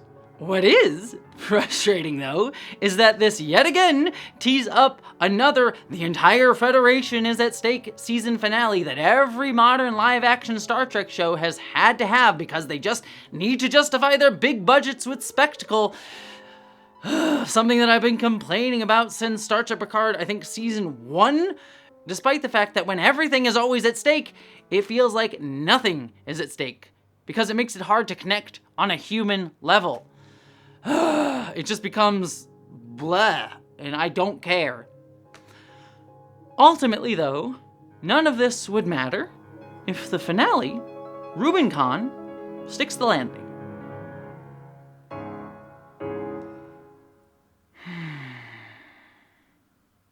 The people have spoken and they are pissed. Let me start with the good. After Ake and Anisha are captured by Noose Braca, Sapphic Scotty takes command of the Athena and delivers her best performance across both this show and Star Trek Discovery, leading the cadets as they track down Braca's headquarters. As far as final exams go, this one is a doozy. If you pass, we live. If you fail, we're all dead. No problem. Right. Good talk. I saw some folks complain online during these scenes that Reno was still acting as a teacher during this crisis, but actually I want to point out this is how good leadership actually functions. In a moment of chaos, as a leader, you create structure. This is what it's like to be alone in space with no hope of rescue on a broken ship. You can let your fear take you down, or you can identify it as useless and step into a better solution. Reno knows that if she frames this crisis not as a horrible end of the world universe thing, but as a classroom exercise, her young, inexperienced crew will stay focused on that rather than spiral out inside their heads. It's really quick thinking and shows how much Jet Reno just fucking rules. Did you bring any snacks? I'm starving. And then on top of that, her scene with Caleb was easily the best part of this entire episode. She cuts right through his whole "I don't belong here" bullshit by pointing out the obvious. Anybody would have done what I did. No, I've lived in 2 very different centuries, and I'm telling you, no. Very few people would have turned around. Remember the first day of class when I asked you to tell me who you are? You just told me. She reframes Starfleet not as some abstract ideal that he has to live up to, but as something he's actively doing simply by choosing to care for his found family. Caleb and Tarima, I also should say, get a strong ending to both of their arcs as they finally open up to each other both telepathically and emotionally, finally accepting the fullness of the other person, trauma and all, in order to find Noose Braca's hideout. Which, you know, is genuinely sweet if a little bit tidy and trite. But To point it out, the episode's strongest character arc resolution is Sam. In the prior episode, 300th Night, it's clear that Sam isn't the same Sam anymore. She's less childlike, less effortlessly joyful after her time on Cask and her experience from the Miyazaki. And respect me. Oh, so naive. Of course you were. You weren't even a year old. And yet characters like Genesis keep treating her like she hasn't changed at all. And Sam, in the finale, has to explicitly tell Genesis, you need to respect who I am now, not who I used to be. I have her memories, her awkward and ridiculous memories, but I'm not that Sam anymore. Her trauma and her new childhood on Cask have changed her, just like every other cadet on the show has been shaped by what they've gone through. And this actually really worked for me, especially when we look at it through a black lens. And shout out to my friend Spotted Giraffe for this reading. Because Sam was so close to ending up becoming that quirky, funny black sidekick character who exists in a lot of media to support everyone else. The show itself even subtly points this out. In the episode The Life of the Stars, the three adult instructors, who are all played by white women I should say, talk about how the other kids are all struggling from the traumas of the Miyazaki, but Sam is just so carefree. Have you met Sam? Favorite. So joyful. Ode to Joy? Yeah, baby. Yet all three of them completely miss how Sam's been bearing her glitching. And I think this was a really intentional thing that the writers were doing in the scene because it mirrors a very real dynamic of black kids being treated as more developmentally mature than their white peers. Often seen as tougher, more grown, and more able to handle pain simply by virtue of being black. And as a result, they're often not offered the support they need because they're seen as more emotionally durable than their white peers. Starfleet Academy indirectly captures how insidious that is because it doesn't always look like cruelty. It can even look like praise. Oh, look, you're just so strong, you're so tough, you don't need me to help you. I'm gonna go and help the other kids because you've got it. But fundamentally, it's a failure on these teachers' parts to actually see one of their students and how she's struggling. So Sam demanding Genesis see right now how she's changed shows that her arc has not been just about finding herself, but about her forcing the people around her to see that she has been struggling the whole time and to finally see her fully on her own terms. Do I miss the other you sometimes? Sure. But the Sam standing in front of me right now, that is the Sam that I love. And as a trans person, this scene hit me personally as well, because when I first came out, I too had loved ones who struggled to treat me as the woman that I was asking them to see, and at a certain point, I had to ask them to stop mourning the person they thought I was supposed to become and actually see the person standing in front of them. My only real issue with this story is how it was paced out across the season. We meet this new Sam so late in the season that we don't really get time to see how her transformation has changed her and her relationships with others around her. Obviously, we'll see more of new Sam in season 2, but it leaves this beat for her sadly in the finale a little shortchanged. It's yet another reason I wish Cosine had come after The Life of the Stars, so that we could have seen new Sam experience her friend's assumptions before the finale resolves that tension ultimately, at least with Genesis. But ultimately, it's a minor stumble in what is easily the show's strongest and most layered cadet arc, at least this season. Sadly though, this is where the praise ends because the rest of the episode doesn't really live up to any of those beats. Instead, we get a sort of math problem approach to storytelling. Every character in this finale has to be assigned a role in order to help solve the plot. For example, Genesis gets this blink and you'll miss it resolution to her character arc where she finally gets to sit in the captain's chair, supposedly completing her desire to choose whether or not she should go into command, only for that moment to then get immediately kneecapped by a pee joke. I think I have to pee. And I know the showrunner of Starfleet Academy, Noga Landau, has defended the pee joke as the show saying that while this is ending her arc, it's also showing that she's not fully ready to be a full captain yet. But to me, it kind of plays like a weird MCU-style bathos undercutting of a moment that already feels a little unearned. I mean, as we see, Genesis doesn't really do anything as captain. There's nothing here to confirm for herself that this is what she wants to do for the rest of her time in Starfleet Academy. It doesn't really feel like a culmination of a character arc. It feels more like a checkbox that they needed to check off. Chekhov. Ensign Chekhov, Pavel Andreevich, sir. But the story needs to have her arc resolved, so she gets put in the chair, even if it doesn't grow organically out of what's happening. Similarly, Darum and Jaden are just present in the episode, except the show still feels obligated to give them something to do. So Jaden ends up playing the Doctor to the Doctor. Why is he still spouting nonsense? From a medical point of view, that is a symptom, but we cannot find a solution until we understand the problem. But that doesn't really make sense because the Doctor is a hologram. If anything, he needs an engineer. I'm a doctor, not an engineer. I mean, there is an interesting question buried here about how medicine even applies to holographic life forms now that they're recognized as full people. I mean, do doctors study how to treat holographic people? I mean, they should.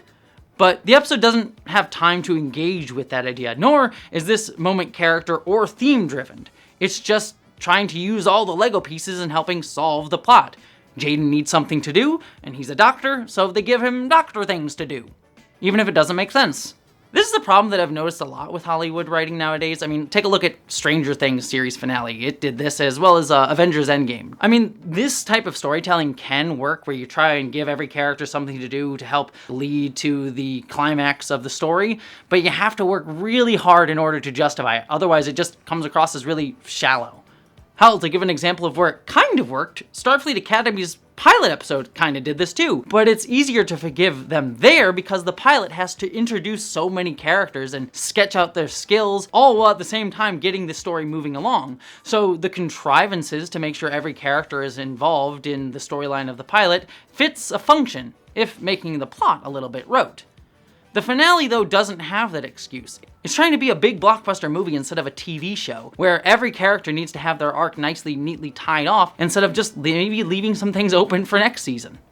And this sort of math problem style storytelling becomes even more egregious with the baffling solution to the universe-ending plot. At the top of the episode, the Doctor fakes the ship's destruction with his holo emitter in order to hide that they survived, which admittedly was a decently fine and cool sequence, but it leaves him unable to communicate clearly with the cadets. Reuben will tango, parrot choose, to the mango patch. Setting up a puzzle that takes the cadets half the episode to solve when, I think for most of us, it was obvious almost immediately, because it's revealed that he's been trying to tell them something the entire time. And what it turns out that he's been trying to tell them is that he's figured out how to stabilize omega particles. Together, I think he's trying to tell us how to stabilize omega-47 permanently. The omega particle. You know, that thing that was so dangerous that Starfleet mandated its destruction on sight back in Star Trek Voyager in the 24th century? A chain reaction involving a handful of molecules could devastate subspace throughout an entire quadrant. If that were to happen, warp travel would become impossible. Spacefaring civilization as we know it would cease to exist. And something that we're told repeatedly throughout this season that the Federation's best scientists couldn't crack? Billions of lives could be lost. And make warp travel impossible in all Federation space. And here, the Doctor just figured it out. Because, I don't know, the plot needed him to. No other reason than that. Just, we needed the omega particle to be stabilized, so, I don't know, the Doctor figured it out for some reason. It hurts my brain a little bit. But, that being said, I could have forgiven the silly resolution to the universe-ending stakes that I already didn't care about, so long as the stuff that I actually was invested in, namely the stuff between Anisha, Ake, and Braca, along with Caleb, had worked.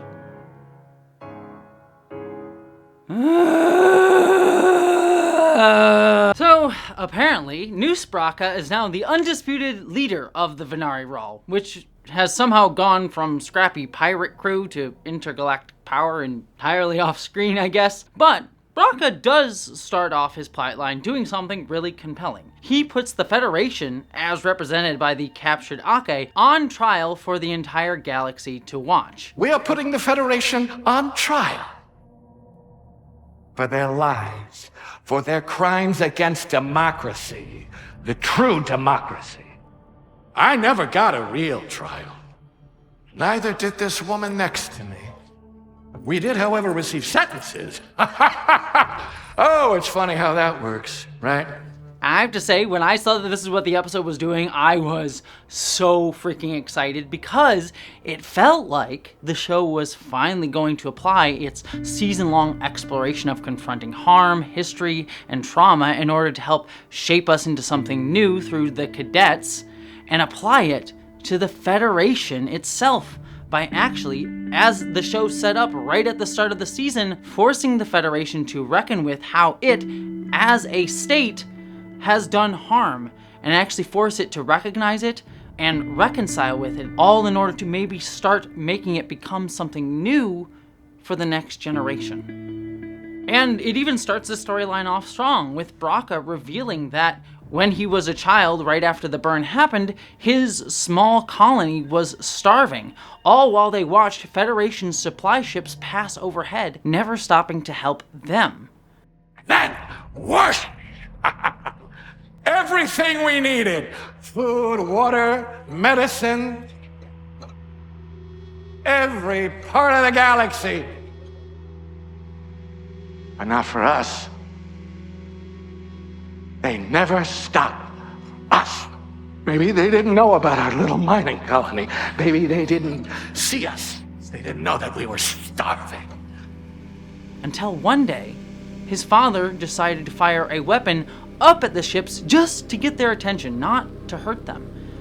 And in response, the Federation, or so Braca believes, rained red fire down on the civilian colony, killing most of them. They rained red hellfire down on us. My family didn't survive. From our colony, 8 of us survived. Oh, the Federation survived. A Federation that is now rebuilding itself. The Federation that says, oh, by the way, the burn can never happen again. And what makes this story that Braca tells so compelling in the moment is that it feels really plausible, especially for a post-burn Federation who we already saw at the start of the season had already defaulted to retaliatory logic with its treatment of Anisha. Even if it was a mistake, it's still the Federation, a heavily armed power, choosing to strike back against a less armed civilian population with mass weapons, instead of just defending itself, or even seeking out answers for why they fired on the Federation in the first place. To see maybe that these people just needed food. And this story echoes the long, real-world history of colonial violence carried out by imperial states like the US. Concerning a U.S. drone strike last month in Afghanistan, the military initially said it had taken out an ISIS threat. But this afternoon, the Pentagon came clean, admitting innocent people, including 7 children, were killed. From our expansion across indigenous lands here in what we now call America, to our drone campaigns in the Middle East, to our missile strikes against targets in Iran that end up killing dozens of school children, or Israel's ongoing strikes on Gaza that are justified as defense against Hamas, even as they intentionally devastate civilian populations. היום לא נראה בישראל, ואני אדאג שזה לא יקרה יותר. הממשלה כולה מתייצבת מאחורי ההחלטה הזאת. צה"ל יפעיל מיד את כל עוצמתו כדי להשמיד את יכולות חמאס. נכה בהם עד חורמה וננקום בעוצמה על היום השחור הזה שהם עוללו למדינת ישראל ולאזרחיה. In all of these cases, imperial states are seen as legitimate actors and allowed to enact violence, while the people on the receiving end of it, even when they are the ones being killed, are denied that same legitimacy in return. We are fully supportive of Israel's right to defend itself from missiles landing on people's homes and workplaces and potentially killing civilians. And we will continue to support Israel's right to defend itself. And the deaths of the civilians in their population are reframed as accidental, inevitable, necessary, or, if we sufficiently propagandize their inhumanity enough, as Israel has done with Palestinians, good. We have set up this situation where Palestinians are expected to die. And what we are seeing in this moment is now an expectation that they can die in mass numbers, that they can die being in hospitals where they are cut off by electricity, by the Middle East's only nuclear power. We've seen over and over and over again, both in history and in our lifetime, overwhelming force exercised by a state in pursuit of power over land, resources, or people against those with far, far less, and yet justified as just an accident or necessary or unfortunate collateral damage. Baraka's story, while not perfectly lining up with that, still fits in a very similar uncomfortable space. But Ake herself can't accept this, insisting the Federation would never fire on civilians. Actually, scratch that. Has never, ever fired on civilians its entire history. There is no occasion in the history of Starfleet when we have opened fire on civilians. I mean, don't tell Ake what Sisko did to Solos 3, or Captains Maxwell, Ransom, Tracy, or, that one time Starfleet almost blew up Kronos. Is this how Starfleet wins the war? Genocide. Or, the Changeling virus. That was like a whole plot point in Deep Space Nine's final season. The Federation has targeted civilians a lot, actually. But the story Ake believes about the Federation never hurting civilians is probably the one that is in the Federation's history books. That the Federation has never fired on anyone it recognized as a civilian. Because when you control the story of who you're firing on, it's very easy to make sure no one ever counts as one. Missile likely destroyed that Iranian girls' school. So will the U.S. accept any responsibility for that strike? The Palestinians in Gaza now fleeing south after the hospitals they were using as shelters came under attack. Israel says Hamas is using those hospitals as cover for militant operations. The show even has a line about this. But who writes the history, Chancellor? But even if, unlike modern nation states, the Federation's intentions were good, as its violence here against Baraka's colony is framed as reactive and accidental, it's still accountable for that violence. And this story from Baraka should be a moment for Ake to grapple with that, to reflect on it, to truly reckon with the harm that the Federation can do, even if it doesn't intend to. Because I can live with it. I can live with it. Just as she herself has done all season with her relationship with Caleb. The show should ask us to question the idea that the Federation's past doesn't just disappear. It shapes people like Baraka in the present, much like how Hamas or Al-Qaeda were reactions to America or Israel's own colonial violence. Hell, Anisha even gives a really great speech that I loved that cuts straight through the Federation and Ake's self-image. What did you expect me to do? Sit in a cell while my son was out there? Is that what you would do? No. But it was good enough for the likes of me? I had no one. Baraka was the only one who risked anything for me. What did you risk for me? What did the Federation risk? I needed what they said they believed in. I needed understanding.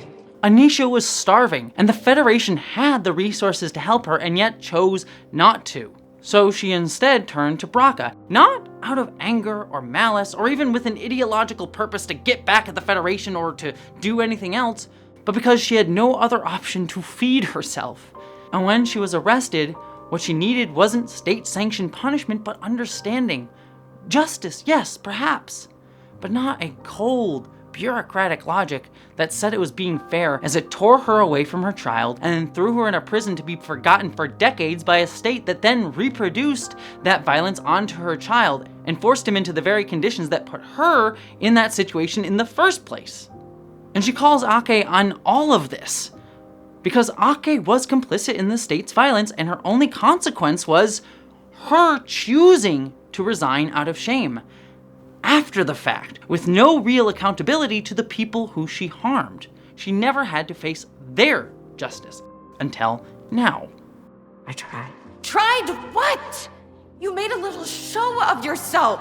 I can guess it. We're the Federation. This isn't what I signed up for. And that didn't work. So then you made another little show of resigning, but you didn't resign before. You resigned after. And then took your job as what? Teacher. Nothing like a soft landing. Ake just stepped away. And then got to step up as head of Starfleet Academy. Her career intact and her reputation preserved because for many people inside a state, the ones protected by it, benefiting from it, and helping enact its violences, well, they get to commit said violence and still be seen as moral, even if maybe we one day admit they made a mistake somewhere along the line. You and I and everyone else who supported him, you wrote speeches for him, I campaigned for him. I mean, we're implicated in this for sure. You and me and millions of people like us are the reason this is happening right now. Yes. So I do think it's like a moment to wrestle with our own consciences. We'll be tormented by it for a long time. I will be. War criminals like Obama or Bush or Trump or Biden still walk around giving speeches, making Netflix shows, or hell, running this damn country, while people like Anisha in our real world have their desperation criminalized and their survival is punished. Powerful nations carry out violence abroad, destabilize regions, and starve populations through sanctions or neglect, and the people who suffer those consequences are then blamed for how they choose to survive, or are framed as inherently evil if they actively organize to fight back. Anisha's speech and judgment of Ake forces her and the show to confront that the Federation didn't just fail her through inaction, but was complicit in the conditions that led to her own choices and then punished her for them. All of these are genuinely rich, uncomfortable, complex ideas that are the natural endpoint to the themes this show clearly set up and proved over and over again for 9 episodes that it did have the chops to explore. An endpoint that seems to want to ask us that if the Federation truly wants to be a better institution than our current present-day ones, it needs to honestly look at the harm it caused, and in doing so, reorient itself to becoming something new and accept accountability for the harm that it did. And then ask us, the people who live within this system today, to be willing to acknowledge our own complicity, even if we are also harmed by a system like this too. And can we choose to reorient the system that we live in today and make it better, as Ake herself also is trying to do, having lost her own son to it. It's really good stuff! But then, in the final stretch, the show just doesn't have the nerve to follow through on any of it. Because, twist, it turns out the Federation actually never did fire on Bracca's colony. Turns out Bracca's dad firing his weapon caused a chain reaction in the atmosphere, and that was what wiped them out, not the Federation's weapons fire. Because if strontium hits anything volatile, it explodes. Like, say, a buildup of toxic oxides in an atmosphere. Yes. What color does strontium burn? Red. Like a match in a tinderbox. And who said the Federation rained red hellfire on his colony? That's impossible. Why? Federation weaponry, Federation fire, at least for the last few hundred years, has always been blue. Starfleet Academy wants to use this revelation to show that Caleb wasn't simply indoctrinated to defend the Federation uncritically, and actually got to learn critical thinking skills at the Academy that lets him reveal and understand this conclusion that the Federation wasn't the one that fired on Bracca's colony, and to also show that Bracca's whole worldview is built up on ignorance. But in reality, what this revelation does is end up saying, whoops, looks like the starving people did it to themselves. No need for the Federation to self-reflect on our imperial impulses. Whew, that was a close one. Bracca, the Federation didn't destroy your colony. Your father built a weapon using the only fuel he had, and it ignited the atmosphere. And then that is made so much worse when Ake at one point in the episode turns around and basically goes, well, yeah, sure, I'm responsible for what I did to you, Anisha and Caleb, but Anisha, you didn't stop Bracca from killing that pilot on the Federation supply ship. He pulled his weapon. I had to fire back. Self-defense. Could you have stopped him? I don't know. Maybe. Could you have saved his life? I said maybe. Maybe is not enough. Who by the way, was 1 day from retirement and had kids, because we need to toss in every cliche in there as well. That supply ship was supposed to be his last rotation before he retired. So you're just as culpable as I am if you really look at it, actually. What did you think was gonna happen when you boarded that shuttle? And also, on top of that, by the way, the Federation was doing everything it could to help everyone. And if you didn't get the aid that you needed, it just meant that we were magnanimously giving it to someone else who needed it more. Just trust me on that. The shuttles we deployed went to the planets with the worst humanitarian crises. Plagues, starvation in the millions. We had to make hard choices in an impossible time. So the takeaway seems to become that, well, isn't everyone just a little bit responsible? And frankly, isn't the Federation just doing its best and really did nothing wrong if you look at it? You altered the lives of the Congolese children too, forever. You altered your son's life. So have I. We all have to live with it. It's a bunch of equivocating bullshit. Even if we buy that the Federation was distributing its limited resources to the most needy, which, let's be real, I kinda don't, given how political everything got during the burn, as we've clearly seen, I am far more inclined to believe that the aid went to where the Federation viewed it as being strategically beneficial for the Federation's political influence. Much like how US aid, for example, did before Elon Musk decided to gut it and make everything worse for literally everyone. But even if we buy that, the ability to choose whether to stop or keep flying over starving people is still a choice. There's this idea out there that we are somehow absolved of the consequences of our choices so long as we were simply choosing the lesser of the terrible options placed in front of us. But that's not true, because even if you are forced to make a terrible choice and you picked the least bad choice that you possibly could, and even if we understand why you made that choice, you still bear responsibility for the consequences of that choice.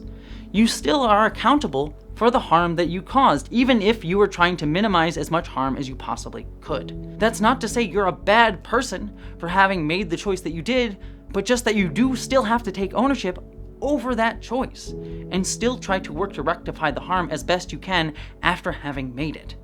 And the show is willing to have Ake do that and take direct ownership over her actions, but only so far, and only with Caleb. And at the same time, it's not able to bring that ownership of one's harm to condemn the systemic harm of the Federation itself. The Federation, as an institution, gets to absolve itself. And we get to continue to hold on to that mythical utopian idea of the Federation as a perfect institution. The city on the hill that we're all supposed to look towards, rather than asking us to reflect on the Federation's ability to cause harm even if it's choosing to do its best. And it allows the Federation to continue to be this liberalist myth of the America that we could be one day, perfect in every single way, instead of recognizing that the Federation is supposed to be something that is trying to do its best even when it's failed. And sure, Braca, as an individual, bears some responsibility for the pilot's death, but a starving mother being an unintentional accessory to violence done by a man who chose to help her feed herself and her child is not morally equivalent to an entire state apparatus choosing to abandon her and then turning around to punish her for the consequences of that abandonment. Nor is it equivalent to the woman who acted as arbiter of that justice. Those are not the same.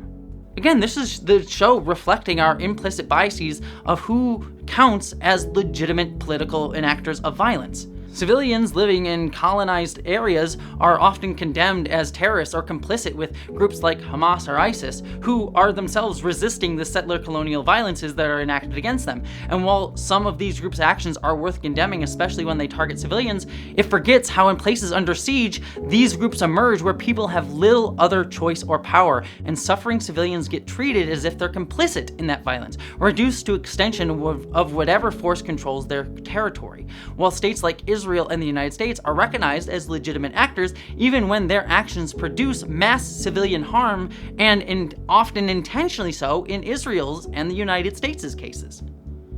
And speaking of political resistance movements against imperial states, Baraka's followers scrawled generic slogans like "Never Again," "Liberation," or "Take Change" all over the background of the Athena in the scene, which feels like someone used ChatGPT as a random protest sign generator for their art design on the episode. It feels comical and lazy, and doesn't really showcase any of the ideas that supposedly the Venari Rawl stand for, a feeling that Baraka himself doesn't help. Baraka, nor the Venari Rawl, never really express any real ideology beyond anger and a desire for power. He's a petty despot weaponizing legitimate grievances against the Federation for his own political gain. Yes! I put the Federation behind a wall. But I had the stones to lock the bastards up so the truth could be revealed. They would have kept you in the dark forever. I'm what you call a liberator, Chancellor. And for sure, there are historical precedents for people like him. I mean, look at someone like Joseph Stalin, who used the Russian Workers' Revolution to consolidate power into a centralized authoritarian state, or Napoleon Bonaparte, who crowned himself emperor after the French Revolution overthrew the monarchy. But the issue is how ubiquitous this framing often is, especially in Hollywood, and even in Star Trek itself. I spoke about how Hollywood frames revolutionaries more in this video, so go check that out. But just to give a quick example, take Gimp Suit Tom Hardy in Star Trek Nemesis, or the Changelings in Star Trek Picard, or Amon in The Legend of Korra. Over and over and over again, Hollywood frames revolutions as the work of aggrieved authoritarian leaders hijacking real grievances surrounded by followers who immediately abandon a cause and become a non-issue once the leader is gone, letting us sidestep the actual ideas behind the movement.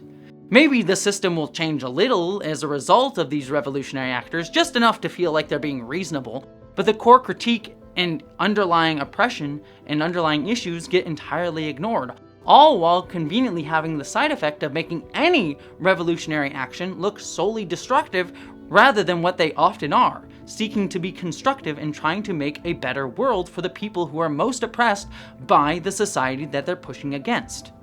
You know, an idea that would have fit perfectly into the entire idea of people who are harmed by a system being the ones to try to reorient it to become something new that the entire storyline of Starfleet Academy this season has been about.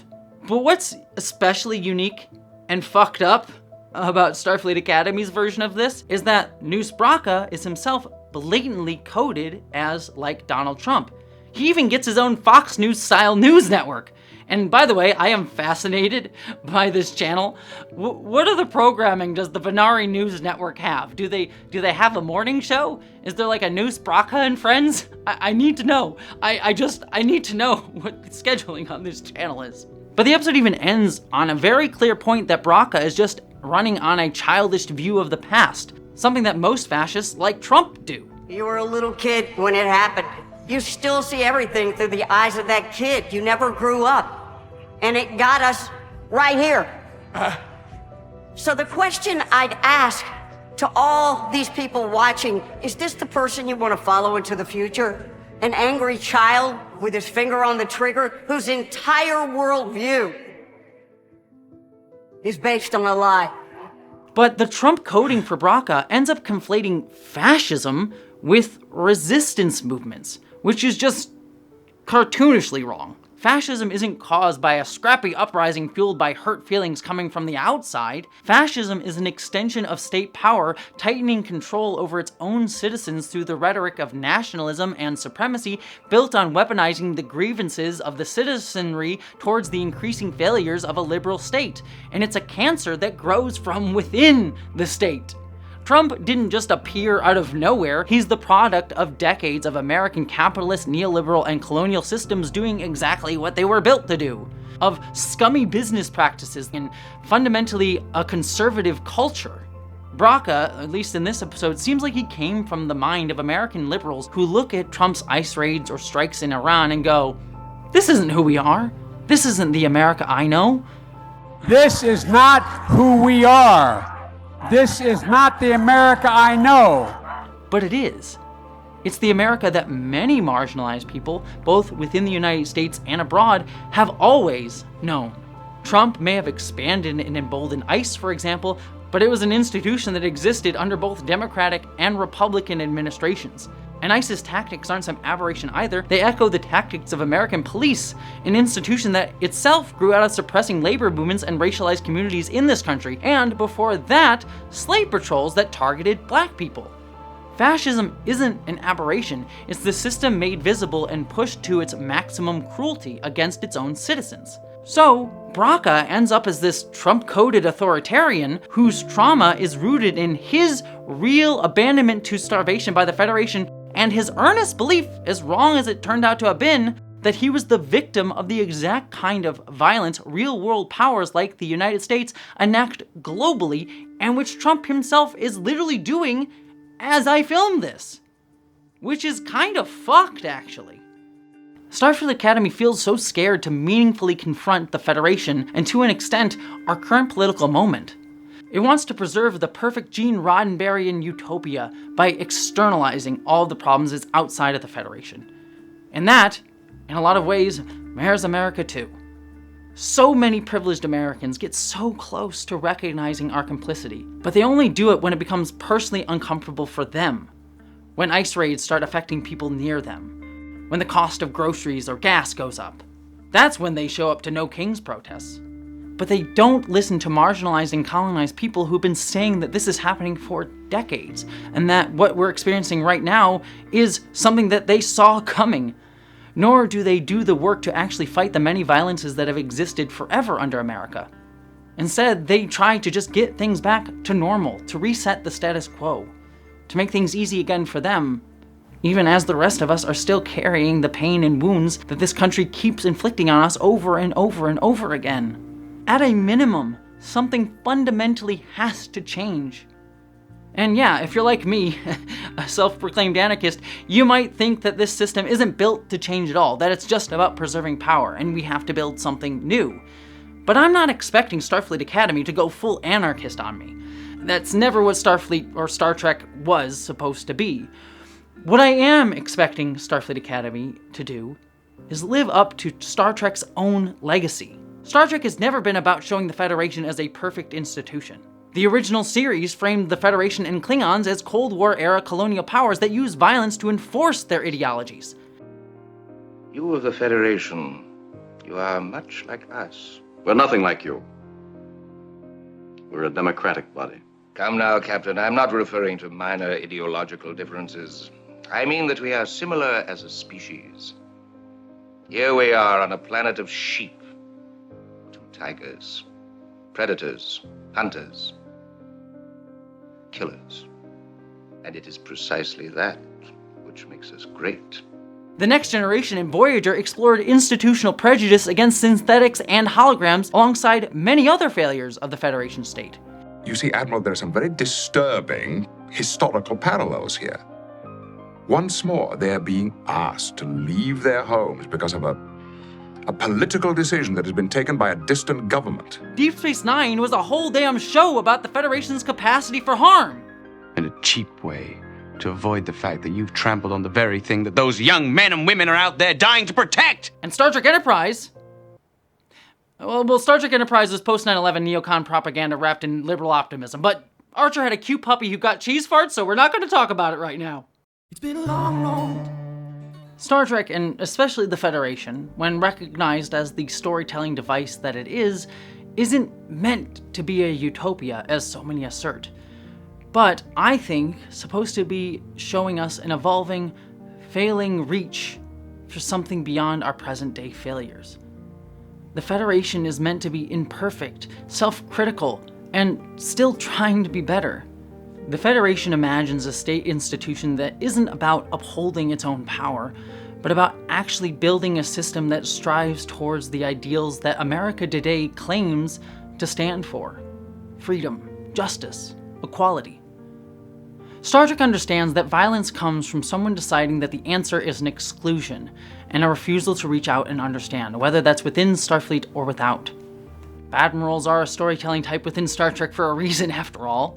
Star Trek is not about the future, it's about us today, and what we can make the future be if we choose right here, right now, to acknowledge about our faults, and in doing so, try to do better. to say that we can orient ourselves in a new way, not around the ideas of neoliberalism or colonialism or any otherism, but around each other. Starfleet Academy gets so close to that. It understands trauma and expectation and cultural assumptions and history and legacy and how all of it shapes us and how we have to acknowledge it, both the harm it does to us and the harm that we do to others because of it. If we're ever going to move forward, if we're ever going to see a future, instead of a just endlessly looping present.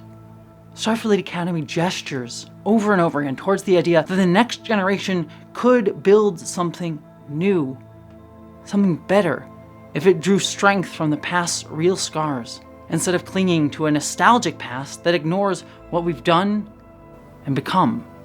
But as it is, Caleb's final speech about finding family and a path towards a better future that he can help build within Starfleet ends up ringing hollow.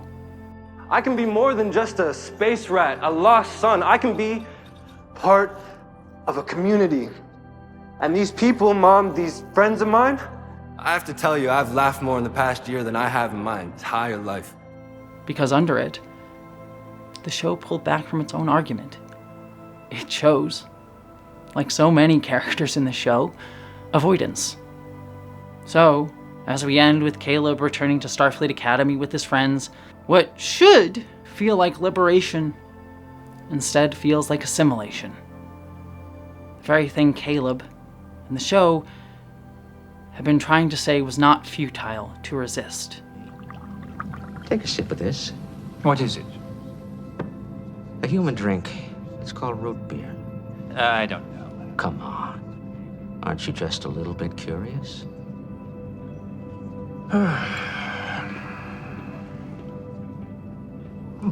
What do you think? It's vile. I know. It's so bubbly, cloying, and happy. Just like the Federation. But you know what's really frightening? If you drink enough of it, you begin to like it. It's insidious. Just like the Federation. As I mentioned before, on the Starfleet Academy set, there's a wall of names filled with legacy characters from Star Trek series past, and the names of real-life crew members from across the franchise's 60-year history. Great heroes of Star Trek, both in text and outside of it. When I look at that wall of names, I can't help but think about the ones that aren't there. The names of the lower deckers of the starships, the production assistants on the set of each Star Trek show, the people who had dreams of their own futures, who helped build something larger than themselves and were never remembered for it. Whose story did we decide wasn't worth telling? Who gets erased because they don't fit the narrative we want to preserve? So much of modern Star Trek wants to reckon with the myth of the Federation and how, if we're not careful, it can reorient itself towards fascism, genocide, colonialism, institutional systemic prejudice, and more, and how that grows out of the very motions that we are going through right now. Yet so often, it believes that the answer to those problems lies in restoring the past, rather than creating new gestures to build a new future. It gets scared, just as we today are scared to create something new, even as we face global devastation as a result of centuries of unchecked power that is sold to us as a liberal democracy. But we can reorient ourselves. That doesn't have to be our future. Starfleet Academy sits at the middle of this tension this franchise has been metatextually embroiled in throughout this era since Star Trek Discovery began. Are we saying things about our current moment by re-engaging with the art of the past, or just recreating it because of the power of that memory? There's a wonderful scene in the show where the War College and Starfleet cadets draw a literal line across the Academy and declare it a boundary between us and them that neither are allowed to cross. Therefore, you stay on your side of the atrium, lest your ineffectiveness becomes contagious. But immediately, Jaden and Kyle, the gay couple, have already crossed it. But not because they were making some big act of rebelling, but did so without even knowing that they did. They only saw the care that they had for each other. The division that others put down stops making sense the moment you actually see the person on the other side and want to get to know them. Then, Jet Reno, an older queer woman, walks up and simply removes the laser. She treats it like what it was, something made up and trivial, something we only agreed to pretend was real. And in doing so, she forces us, like many queer elders do, to realize how seriously we were taking something that only existed because we choose to perform and believe that it's real. We only make something real because we perform it. And in this small comedic moment, it reveals the show's deeper queer perspective, not just in terms of sexuality as all the people online are yelling about, but in how the show consistently refused the idea that the world has to be organized by the binaries and divisions that we inherited. That our futures need not be defined by the arbitrary divisions made by others who came before us, those in power who said that this is the way the world works. The show asks us to remember that these divisions are not natural, permanent, or inevitable, because they're not. We were all once the same matter, the same burst of energy at the beginning of everything. And ever since, we've been pulled apart. Galaxies drifting, people dividing, lines drawn across maps, across cultures, across bodies.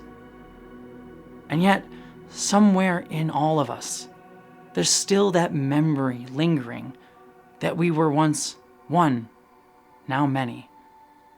And that memory calls us not to nostalgically seek to return to that singularity of sameness, but to remind us that even in difference, we're still pulled towards each other.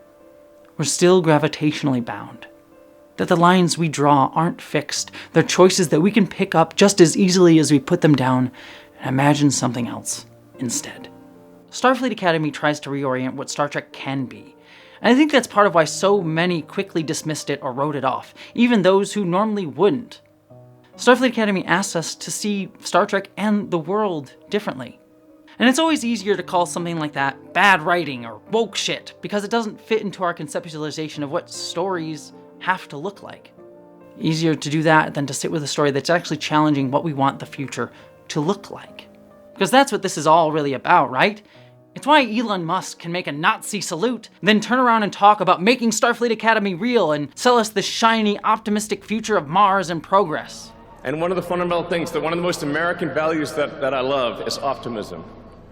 And this feeling like we're gonna make the future good.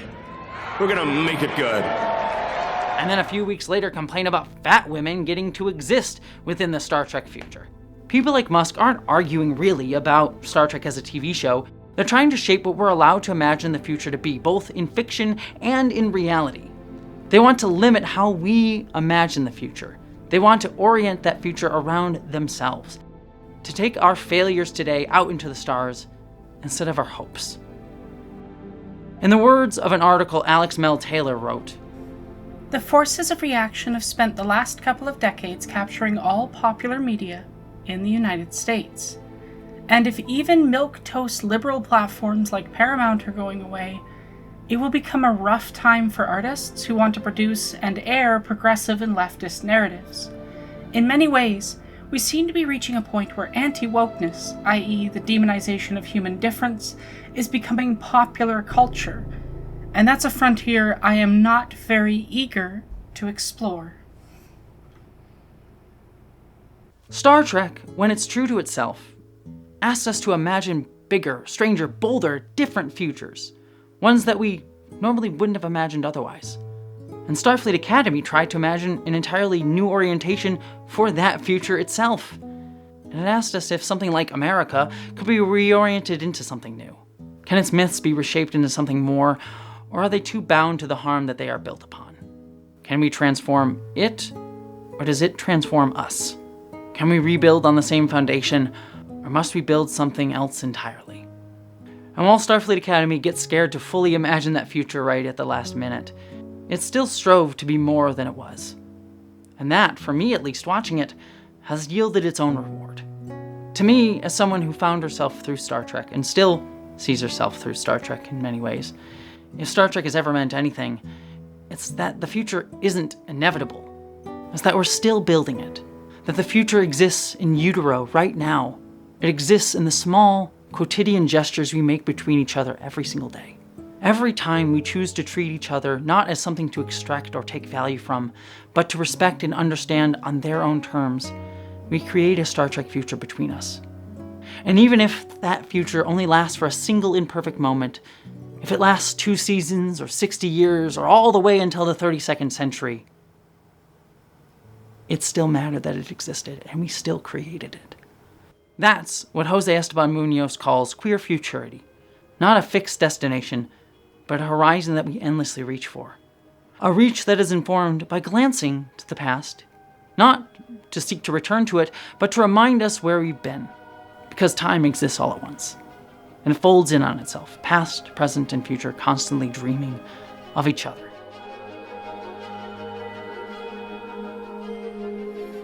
In the pilot episode of Starfleet Academy, a cover of John Phillips and Scott McKenzie's song San Francisco by Jeff Russo plays as the Athena descends to Earth. That song was a song born of protest, which McKenzie called the unofficial anthem of the countercultural movement of the 1960s. It was a song about the people of San Francisco refusing the world as it is in America today and choosing to move differently within it. That's what creating the future means.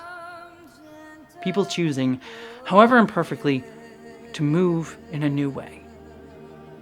And in doing so, becoming the future that Star Trek always dreamed was possible.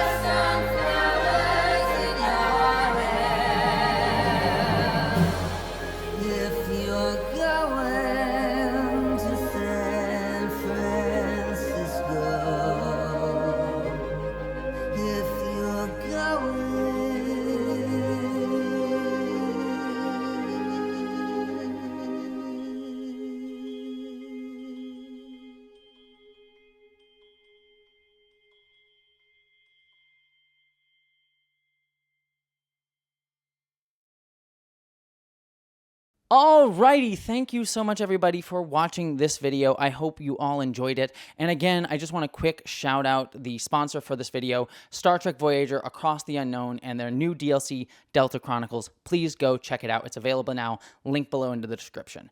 But quickly, I do just want to say a few quick things just as some announcements for this channel. First off, please consider supporting me over on Patreon. Patreon is how I pay my bills. It is how I'm able to make videos as long like this. So if you do like this video, I know it's not going to do super great in the algorithm because positive stuff, especially positive stuff like about shows that have gotten such vitriol like Starfleet Academy, are not exactly primed to do well in the algorithm. So please, any support over there really would mean a lot, especially right now considering things are tough and I just got a tax bill, so I'm not anxious about money at all.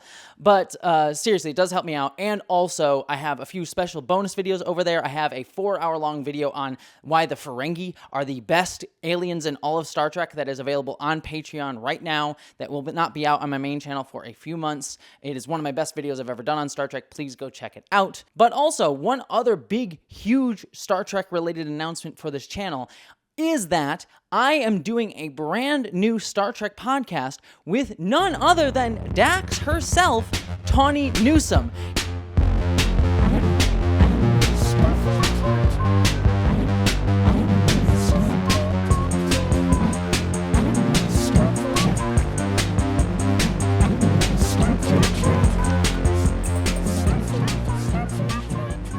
Yes, I am doing a podcast called Starter Trek, where Tawny Newsome, who many of you may know if you've been watching this video, played Dax in Starfleet Academy and was also a writer on this show, as well as the voice of Beckett Mariner on Star Trek Lower Decks, goes through different episodes of Star Trek with one of her best friends, Andrew T., who has never seen Star Trek, and I kind of play the woman on the phone, who like Oracle and Batman, sort of coming in and helping them correct themselves on Star Trek, and you know, it's very funny, it's a really good time. Andrew has no idea what's going on with Star Trek, and and it's an absolute joy to make. It's here on YouTube. There's a link down in the description to it. Please go subscribe and support us. It's a lot of fun. I really enjoy making it.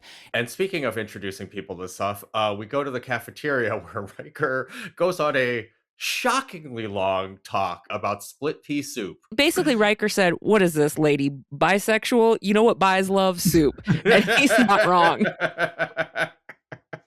He said, how do you woo a pansexual baddie?